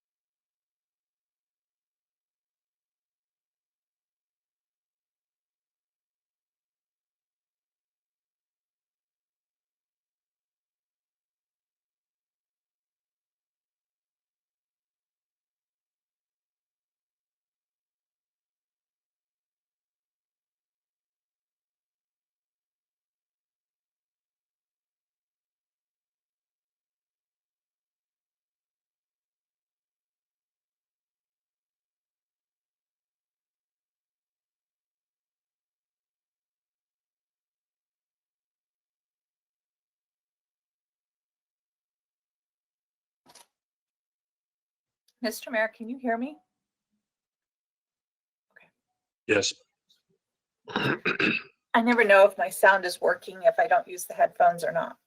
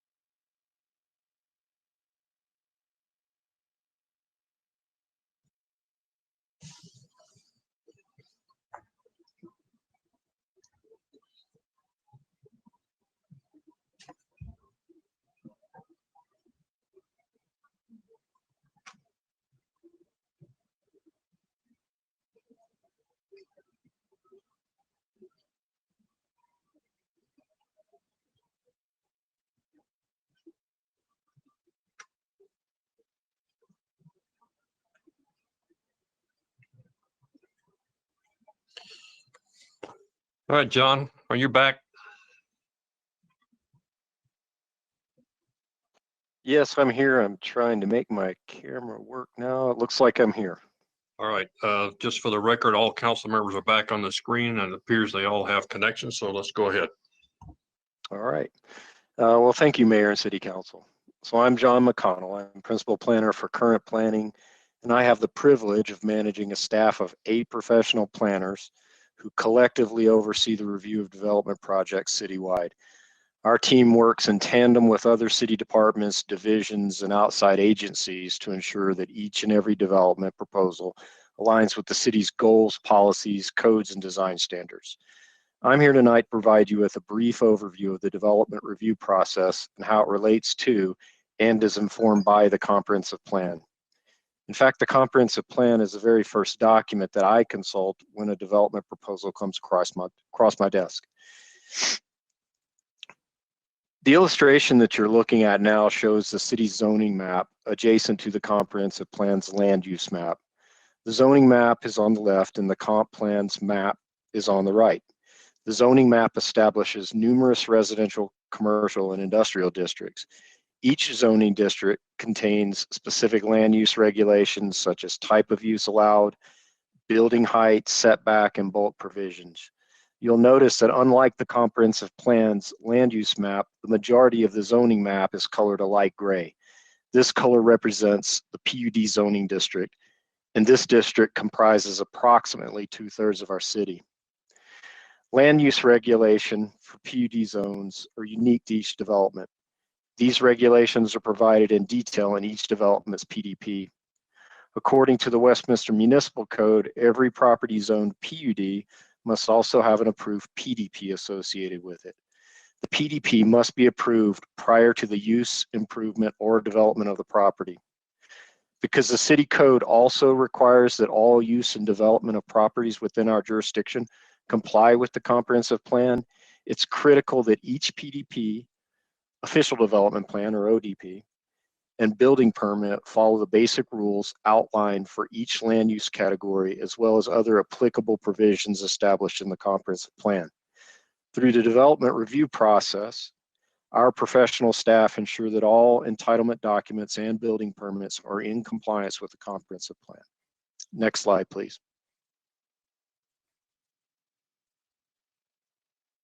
As mentioned previously, all PUD zone properties must have an approved PDP. The PDP acts as a unique zoning district for each development. The PDP reaffirms the basic zoning criteria established in the comprehensive plan, such as permitted, prohibited uses, residential dwelling unit density, and floor area ratios. The PDP also incorporates other zoning criteria such as perimeter setbacks, maximum building height, bulk, and overall site, pedestrian and vehicular access points in a customized, context-sensitive manner. The illustration you're looking at now is of a page taken from a typical PDP. You'll notice the site plan delineates the perimeter of the entire property, location of access points to adjacent streets, and existing topography, among other things. The document is designed to provide the land use regulatory framework for future development of the property and is typically only about 2 to 4 pages in size.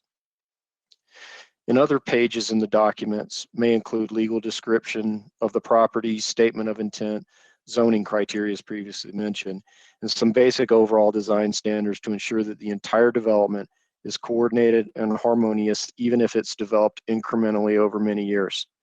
You'll notice that the PDP does not contain site-specific development plans for items like buildings, parking lots, or landscaping.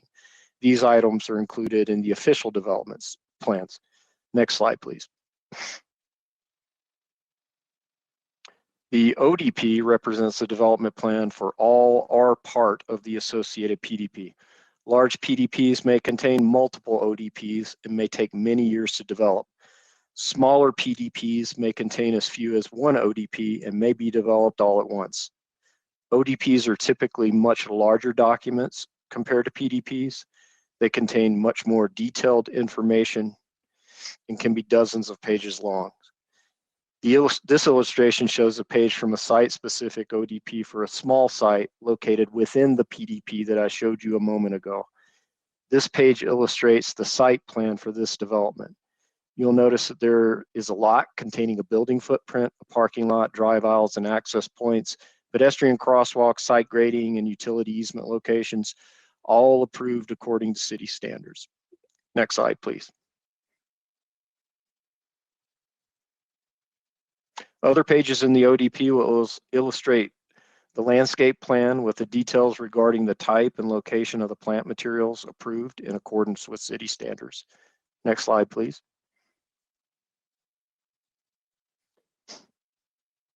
Other pages in the ODP provide architectural elevations illustrating the approved buildings in precise detail, including the location, type, and color of exterior materials.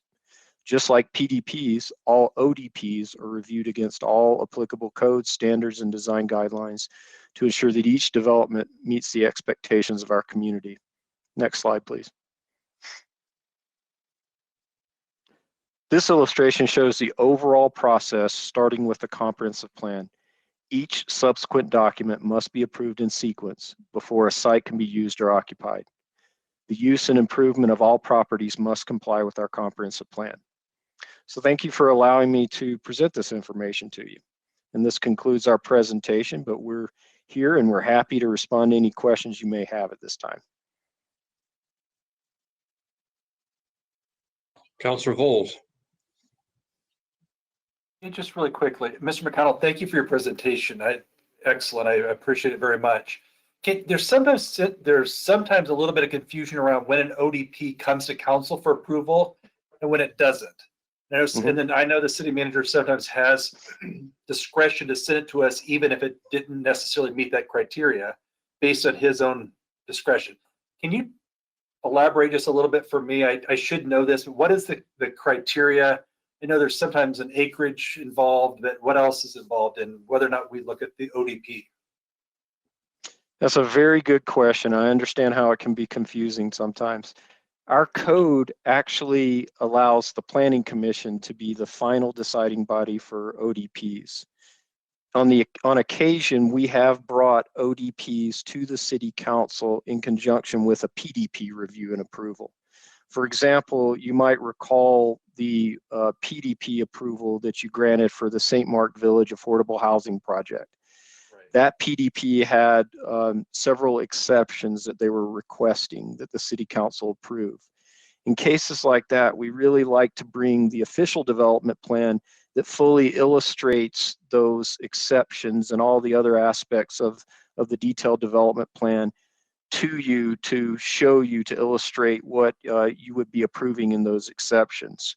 But just to be clear, the City Council approves original PDPs, and they also approve PDP amendments that add a new land use to the PDP, or change the land area devoted to a use, density or intensity, height or setback by more than 10%, or constitute a significant change in the PDP in the opinion of the city manager.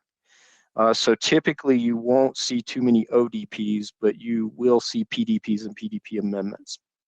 Okay. All right. Thank you very much. Other questions, council? All right, Mr. McConnell, thank you very much. You're welcome. Mr. Andrews, I think our next item up is our legislative update.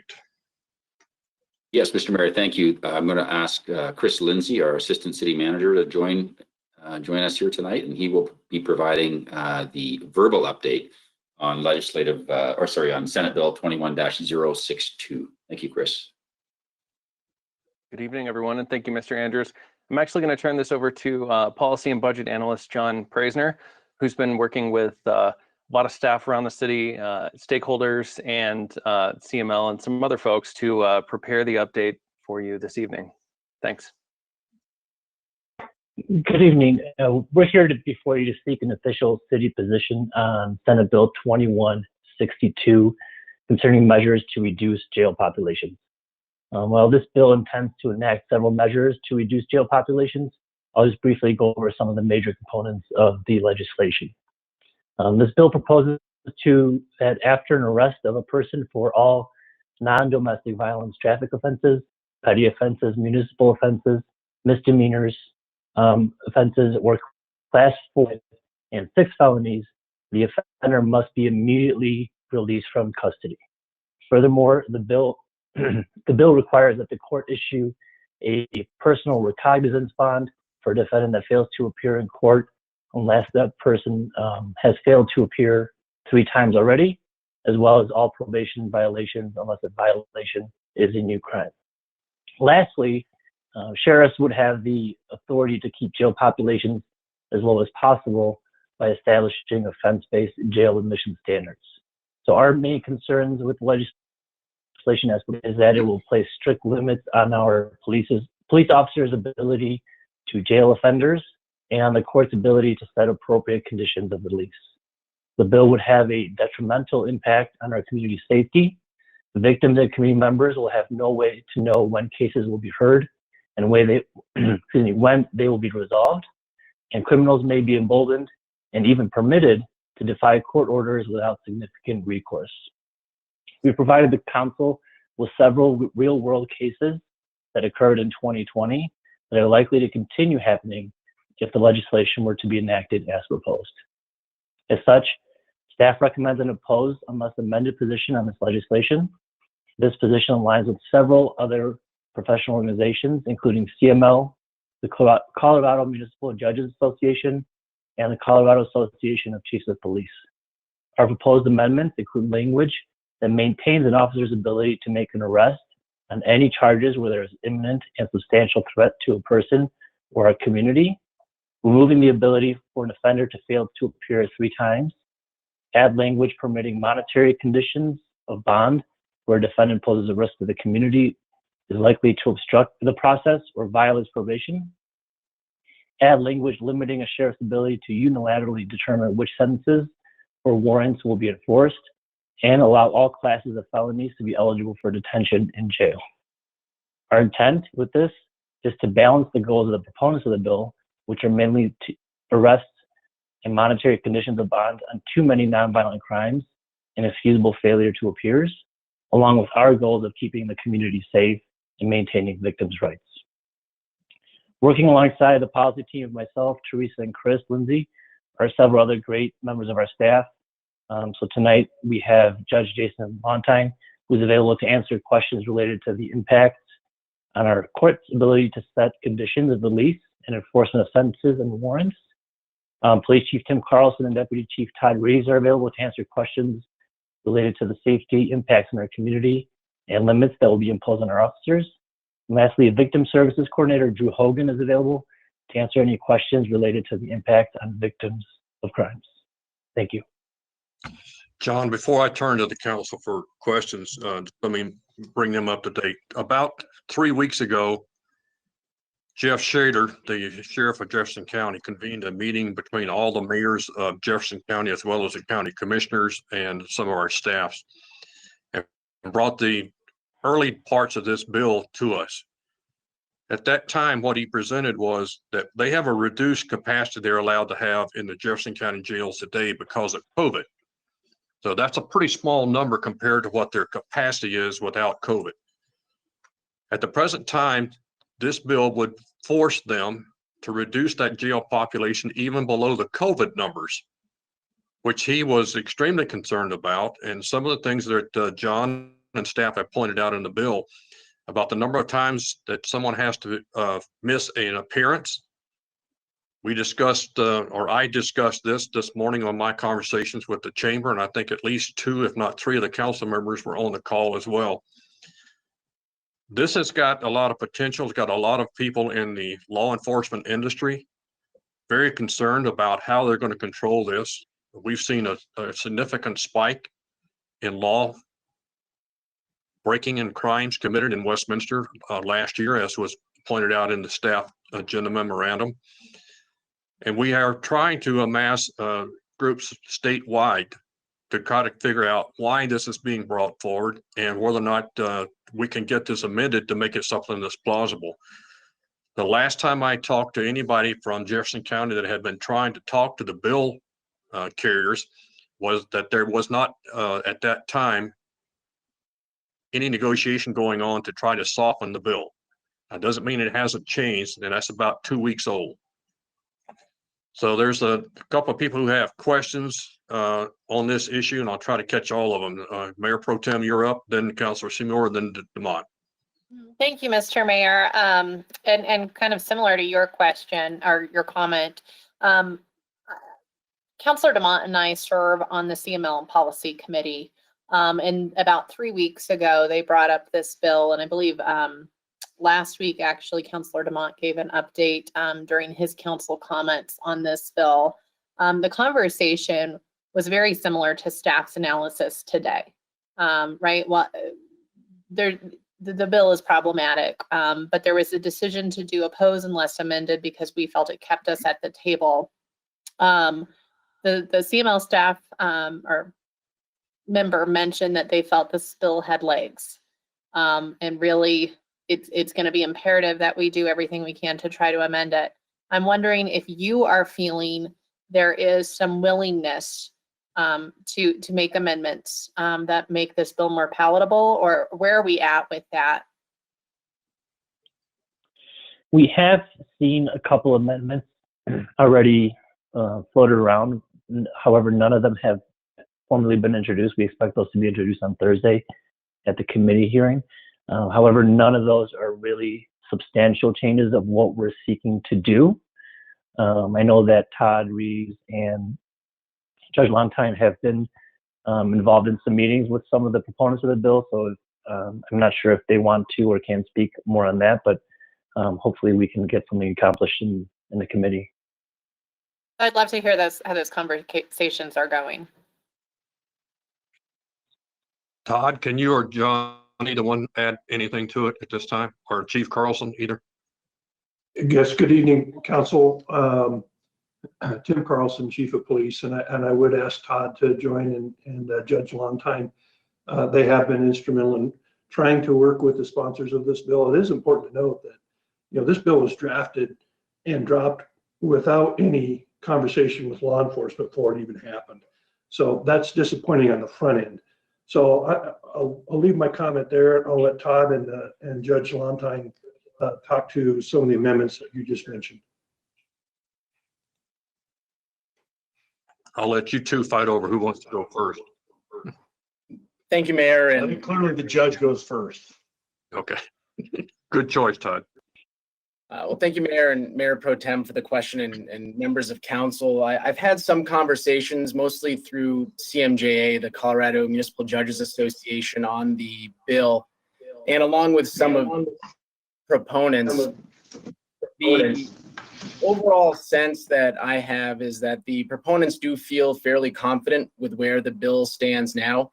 I know there are also conversations going on with the Colorado District Attorney's Council and other groups that are working on softening some of the language, as the mayor indicated. But where it stands now is that the only formal amendment is very limited, and it just defines essentially what flea prosecution means.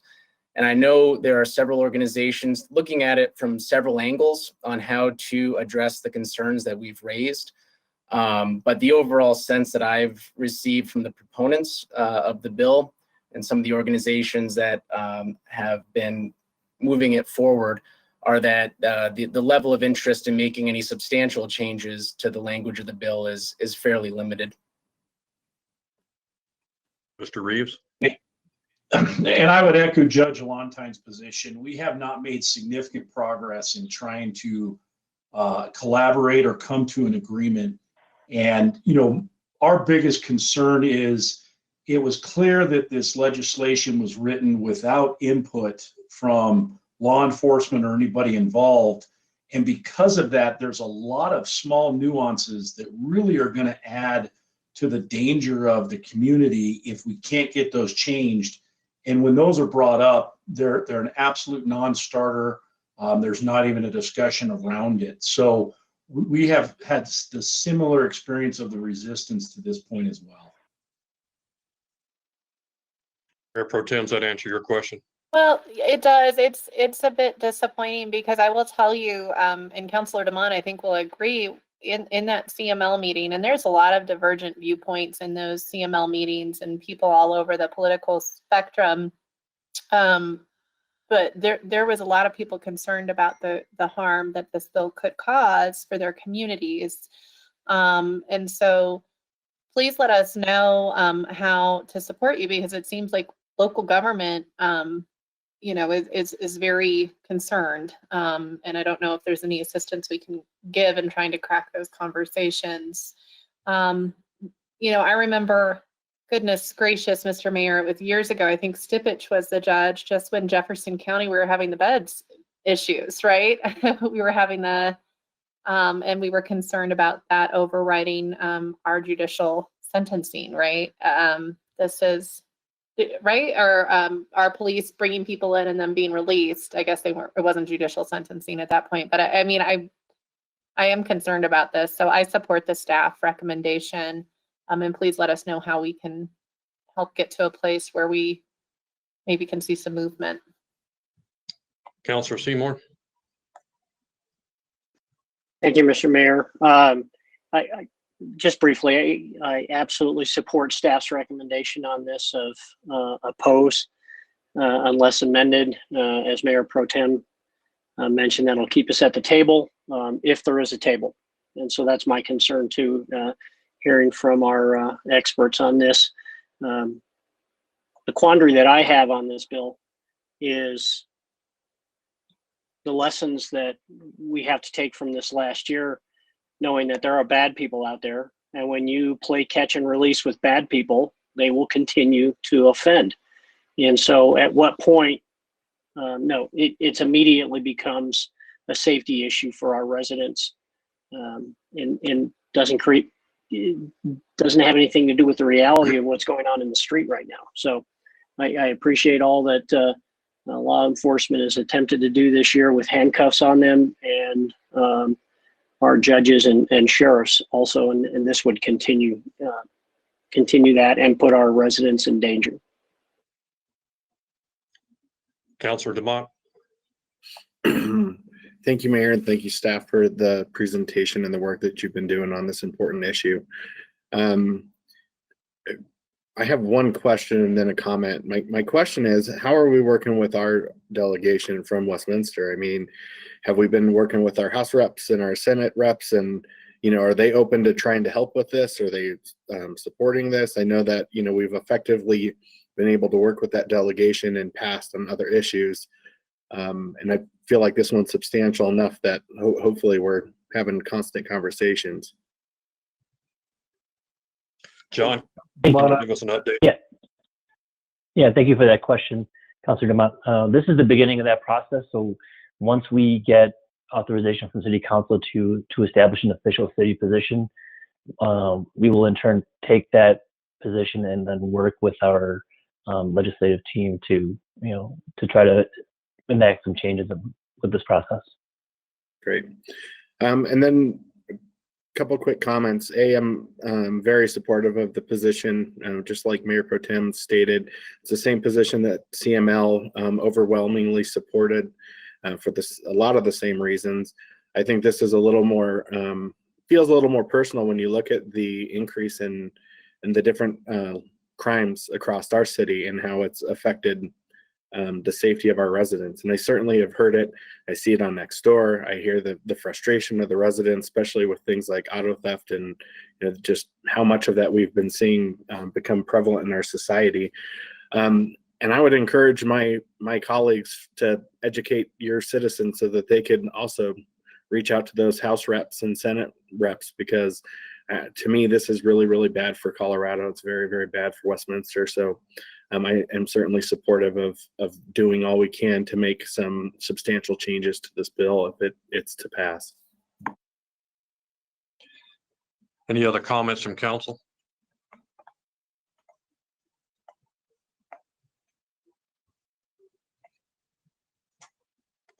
John, for your benefit, this item was discussed this morning on a call I have on a Monday mornings with the chamber.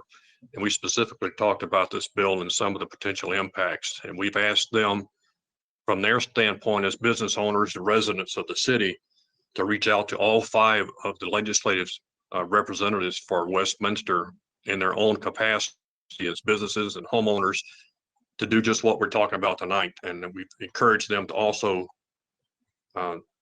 reach out to us as well so we can pass that along of what we're hearing from our citizens.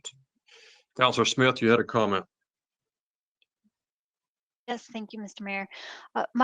Just a quick comment or question is, while I agree with my colleagues, it's not great for Westminster and very concerning on multiple levels. My question is there any capacity to maybe propose a solution as far as because I believe you have our mental health coordinator.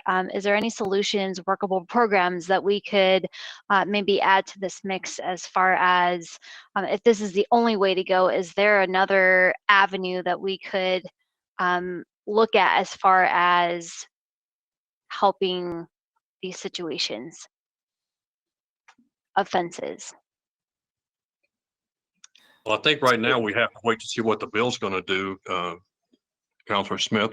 We've only seen, this is the first piece we've seen of this.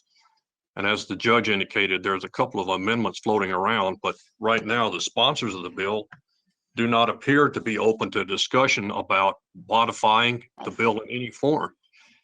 Without that ability, this will go through the legislation the way it is. Whether it gets past committee hearings without being modified, that's still to be seen.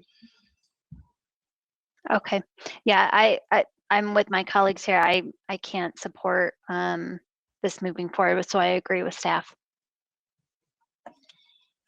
Other comments from council? John, I think for at the present time, based on what we see, the condition of the proposed bill without seeing the proposed amendments, if there are any, and whether or not they'll get to the point of accepting them, I think the council, based on what I'm seeing, the actions here on the screen, is that council is supportive of the oppose unless amended position on this particular bill.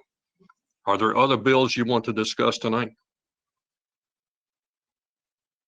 Those are all of them. Just a point of clarification. This year we will be listing the support of each counselor on this. So are we to assume that it's a unanimous support of the council? Based on my head nods that I've been watching, I don't see anybody shaking their head opposite. Okay. Just wanted to clarify. Thank you. All right, Mayor Pro Tem. I don't want to cut off Councilor Vols. Councilor Vols, do you want to? So I just wanted to say I do support the staff recommendation wholeheartedly. So, and thank them for bringing this forward. Thank you. I wanted to ask if we were going to have, and I apologize if we've kind of changed the format. Typically, we have at some point where we go through, you know, kind of the list of all of the bills that are going to be that impact kind of our policy statement as a city council and decide if we're going to be taking positions as them. We don't typically do everyone ad hoc. Is that scheduled for some time soon? I know Councilor Vols and I have both mentioned an inclusionary housing bill that has been popping up that would just basically allow local control on that issue. I just was wondering, when are we going to be looking at kind of everything, all of the different bills and deciding our stance on each of those? Thank you. With this specific bill, just want to say quickly, with this specific bill, the reason we came so quickly is because it is scheduled for committee on Thursday, and we wanted to get your position today. As far as the other bills, Chris can speak to those. Yeah, thank you, Mayor Pro Tem Sites. So staff and the lobbyists are working on the inclusionary housing bill. We responded to an inquiry from Councilor Smith over the weekend about another bill that came through from Colorado Communities for Climate Action. In addition to that, rather than providing a bill list in a pre-meeting or some other meeting, we've been doing that by email. So those have been coming in the Monday morning emails to you. And that's how we're proposing to keep council updated on those items this session. Okay, so I am correct. There's not going to be then a full council discussion on like a portfolio of bills. Instead, just it'll be in the Monday updates. Is that it? Informational updates are on the Monday emails, yes, ma'am, and then we're bringing positions as needed. Okay, thank you. Councilor Vols, did you have another comment or question? No, yeah, I guess I'm in the past, we've always had kind of a series of maybe a half dozen to a dozen bills that we followed, and then we took a position early in session. So I guess I'll follow up. I'm confused. So we're not going to do that this year, or we are going to do that? I don't understand where we are with that. I mean, I know we get the update of what happens as a synopsis, but just the bill, and it comes to us. Are we as a council going to, on local issues like the inclusionary housing bill that I sent forward to staff, that's a home rule issue. That's something that as a city or a council, we should take a position on, don't you think? Or is there a reason we're not taking positions on bills like that one? So Councilor Vols, we are working on a recommended position on that bill. So we'll be back to you with that. And we're planning to come back with bill positions as needed through the session, not at any one specific time.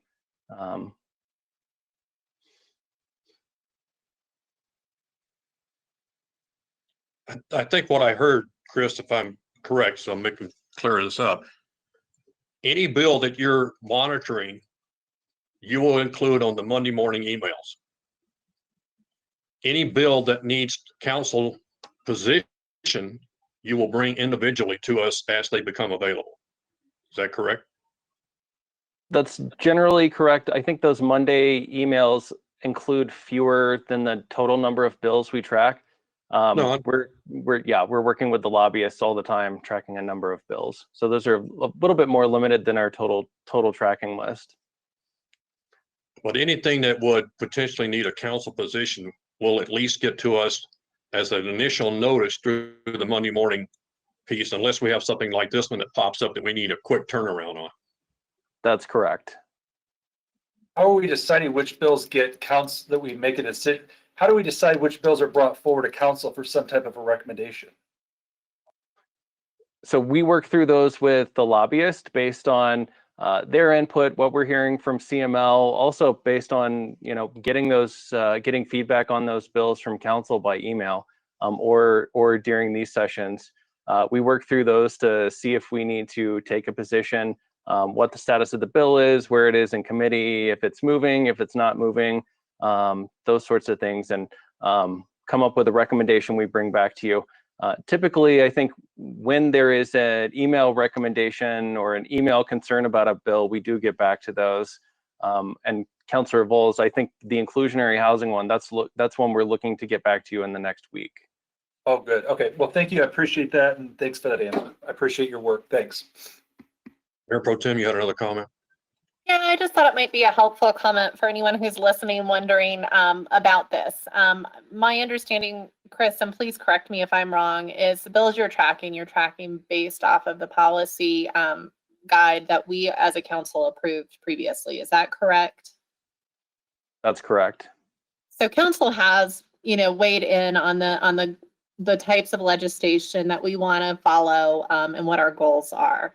I would just ask staff to consider the fact that many members of this council are really engaged with our delegation, have good relationships with them. If there's bills that we are tracking, there is a benefit to us knowing. So if we hear something that's relevant or know something that's relevant, we can share that with staff, or we can share it with the legislators. So I would just, make sure that it's not, I get wanting to streamline this process and make sure you're not bearing us in information, but I would say as a council member, I would like to know what bills we're tracking so that if I'm in a conversation about those bills, I'm not caught off, that I'm not missing an opportunity for our community.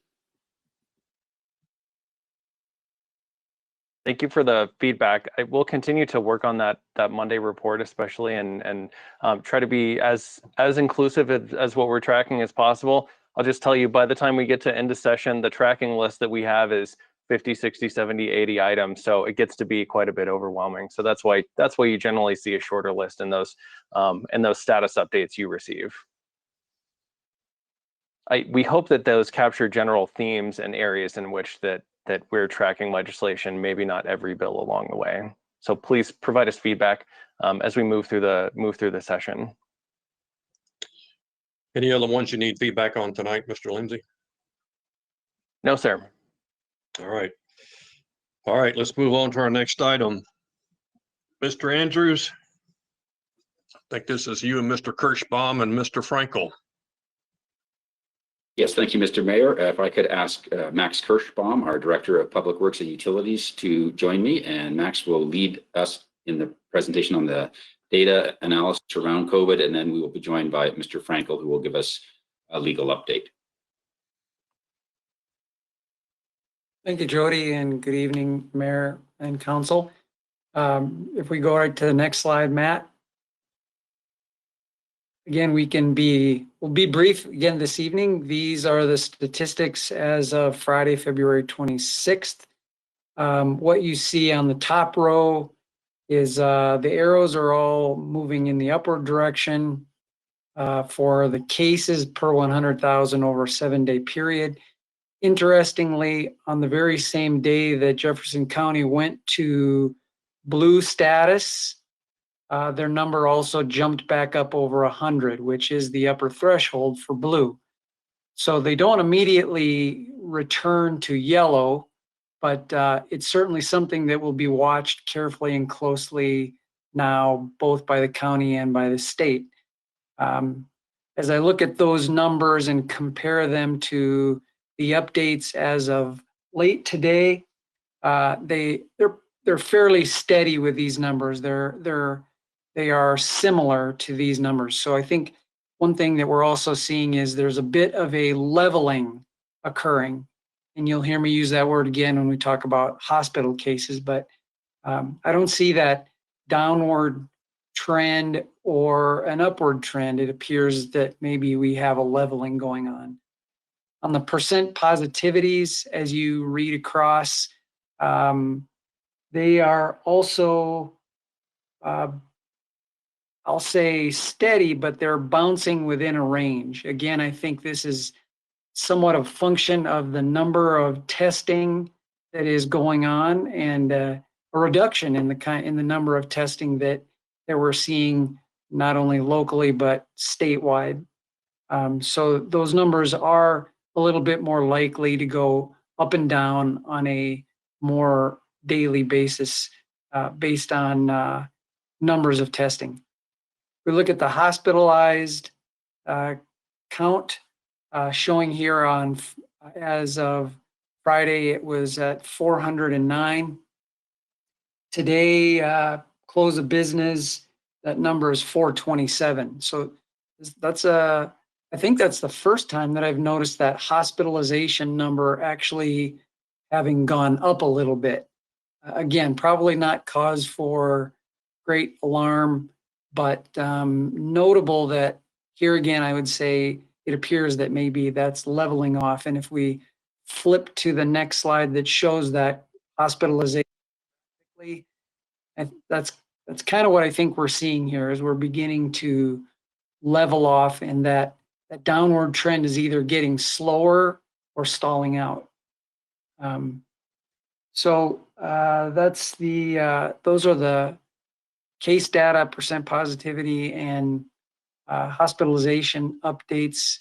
That's all I have for you this evening. If you don't have any questions, I'll turn it over to Dave Frankel to do a monthly review of the emergency order. I think the only, not a question, Max, but I think it's more you and I were on the calls last week. Last week, we saw an uptick in just about every county in the metro area. Not big ones, small numbers, but they all took an upward tick. And as Max said, a number of the counties that had gone to blue, including Jefferson last week, are back in yellow numbers, but the state has not changed them back to yellow unless they cannot show that they're improving those numbers within the next 2 weeks. Mayor Pro Tem, you had a comment or a question? Yeah, I guess I just want to highlight this is why we need to stay vigilant. You know, I was somebody who was also excited to see our numbers going so far down so quickly. And I know a lot of us have COVID fatigue. We're really close as we see more and more of our population getting the vaccine, but we need to be strong this next couple of months to prevent a spike up again. So I would just ask anyone listening, please do your best to be cautious and careful. And hopefully sooner than later, things will return to some level of, well, a different level of normalcy. But not normalcy, but maybe something a little more social in our future if we can do few more months of hard work. You know, in kind of follow up, we did get confirmation last week from Jefferson County that they did meet their goal of 70% of the people 70 and over getting the first vaccine.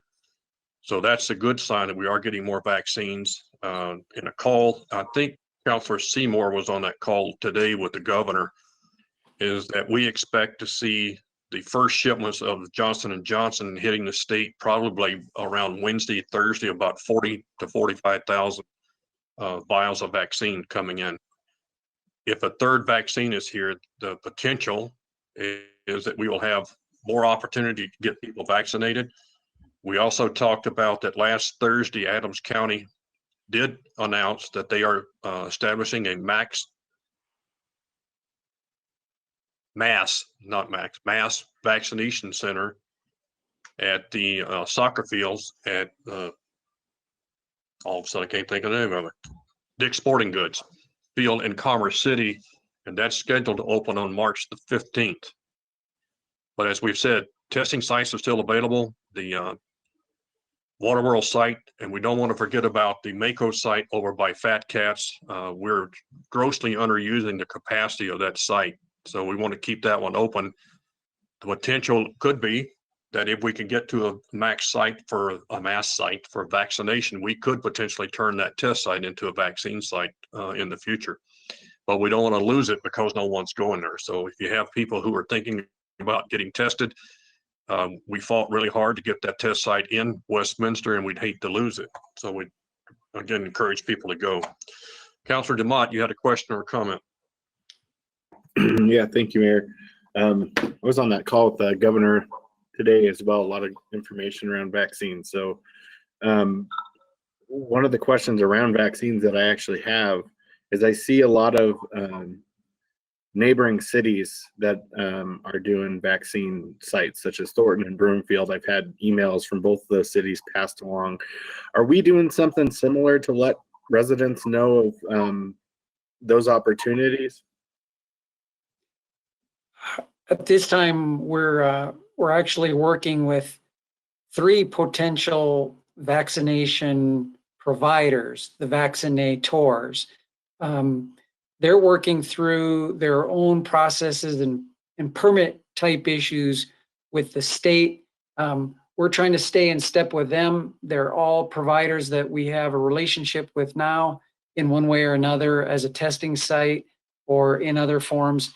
And we are evaluating possible sites within the city at which they could operate from.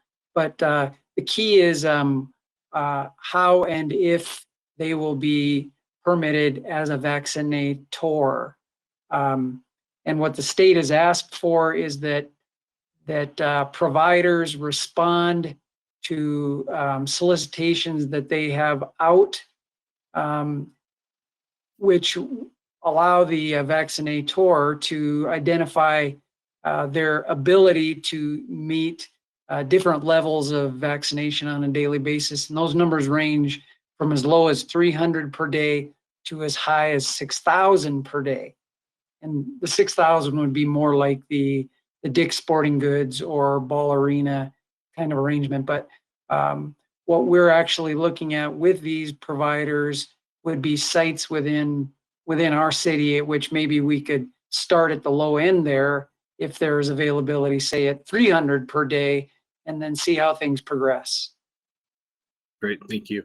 The only other quick question I had is as we come up to the strategic planning, I see that it still says that that's to TBD as far as where that is. Are we trying to do that in person or is that for sure remote?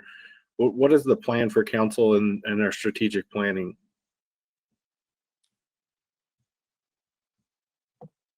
Ms. Sophie, do you have an update on that? No, that's in your bellywick.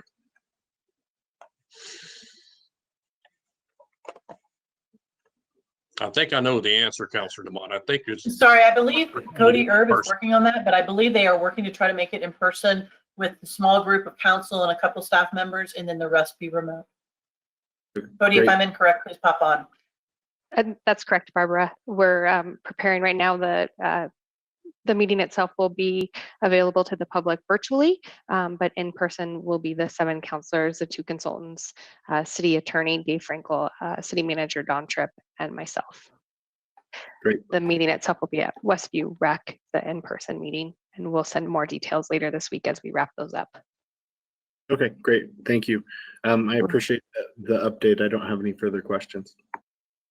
To the question that Max received about the sites, the ability to open up sites is still going to be controlled by a single thing, the availability of vaccines. So if we can't get the shipments at the state level that we need, they're not going to get down to the communities, and we therefore won't be able to open up sites if the providers and people who are going to do the vaccines can't get the vaccine. So that's still going to be the single controlling point. Mr. Frankel, you have an update, please. I do. Hold on one moment while I get the camera turned back on. Good evening, Mayor and Council members. Assume my audio is good and that you can hear me. And we can see you. Thank you. Perfect. I'm here to provide the monthly update as to the emergency declaration, which went into effect of March last year. Here we are, March of 2021, approaching the first anniversary of the emergency declaration, and our EOC continues to maintain a level of readiness. We are engaging in remote meetings online as we are at this time on the GoTo webinar platform. And the other ongoing operational order that's in effect relates to a temporary cap on third-party delivery fees which are being charged to restaurants, and that order is scheduled to expire at the end of March of this year. But as of today, March 1st, it remains in effect. So I wanted to bring you up to date as to the ongoing orders that are continuing in effect at this time. If you have any questions, I'm glad to try to answer them for you. I missed an earlier question from Councilor Bowles. I apologize, John. What was your comment or question?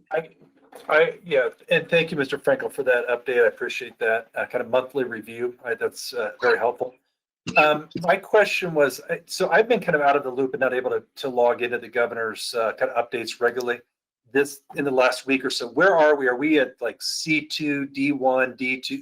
And then what, I don't know where we are. And then what does that include? Like, is it down to 60-year-old and above, or in teachers, or can someone just speak to a little bit? I'm kind of out of the loop. I try to stay up to date, but I haven't this week. And where are we? Or should I just look that up online? Or I don't know who from staff, if anybody, was on the governor's call today. I know it, based on the comment I heard, I think there was myself and 2 council members. They're starting to discuss what's going to be in group 1B4. There's still some comments about what's going to be allowed in 1B4. They've got 1B3 has some questions been raised by the health department from the various communities asking for some clarification. So right now, 1B, 1A, 1B, and down into several levels are being defined. But as an example, the question today was people who do emergency operations, like our water plant operators, the dispatch groups that run our public utility groups that are there for emergency purposes if there's outage and stuff. None of those have been identified in any of the specific levels, and we've been asking them to get more specific so we can have people like our plant operators, so that people like Trace State, who operates their system 24/7, can get those people vaccinated. So a lot of that's still going on. The link, I think, is up now. This is based on a periodic meeting the governor has with different regions of the state. So today was this, what he's calling the central region, which is the Denver metro area. But a lot of those and the early conversations of the COVID dial 3.0 are starting to become a part of the conversation as of this coming Wednesday. They are reaching out to people like CML, CCI, CCAT, some of the others, and some of the health departments to get feedback on what should be contained in 3.0. Hopefully they will talk to some of us this time before they issue it. But that's a hope. And there's hope springs eternal somewhere in there. But I think the big thing is trying to get more specific clarification in these categories, and the 1Bs, 1, 3, 4, whatever they're going to call it, so we can better understand who can we send to get vaccines as they become available. So that's an ongoing discussion with the state on that. Mr. Frankel? And Mr. Mayor, subject to updated information that's not yet on the state's website, what I can tell you is that the state's website reflects that at this time, I believe we are in 1B2, where Coloradans age 65 and up, and teachers, child care workers, and licensed daycare programs and continuity of state government are currently receiving the vaccine. My understanding is phase 1B3 was hoped to begin later this week, which would bring people ages 60 and up, in addition to frontline essential workers in grocery and agriculture, as well as people with 2 or more high-risk conditions that are ages 16 through 59. So 1B4, I think, would be hoped by the end of the month, is my understanding. And that would be a broader population that would be eligible to receive the vaccination. I think, and also, Mr. Frankel, in the discussion today, some of the authority to make decisions on who could go will be moved down to local governments, municipalities and counties. And that would be where we would make decisions on what elements of our employee population we would prioritize higher than others. And then we could shove those into the 1B4 category, possibly. Good. Thanks for the information, guys. I really appreciate it. Thank you. Mr. Frankel, you have anything else for us tonight? Nothing else. Thank you very much. You're not going to declare an emergency meeting, are you? I'm not. Oh, no good. intent to. Any other comments from council? Seeing no others, that concludes the business for tonight. We appreciate everybody's time, and we are adjourned. Please note the time.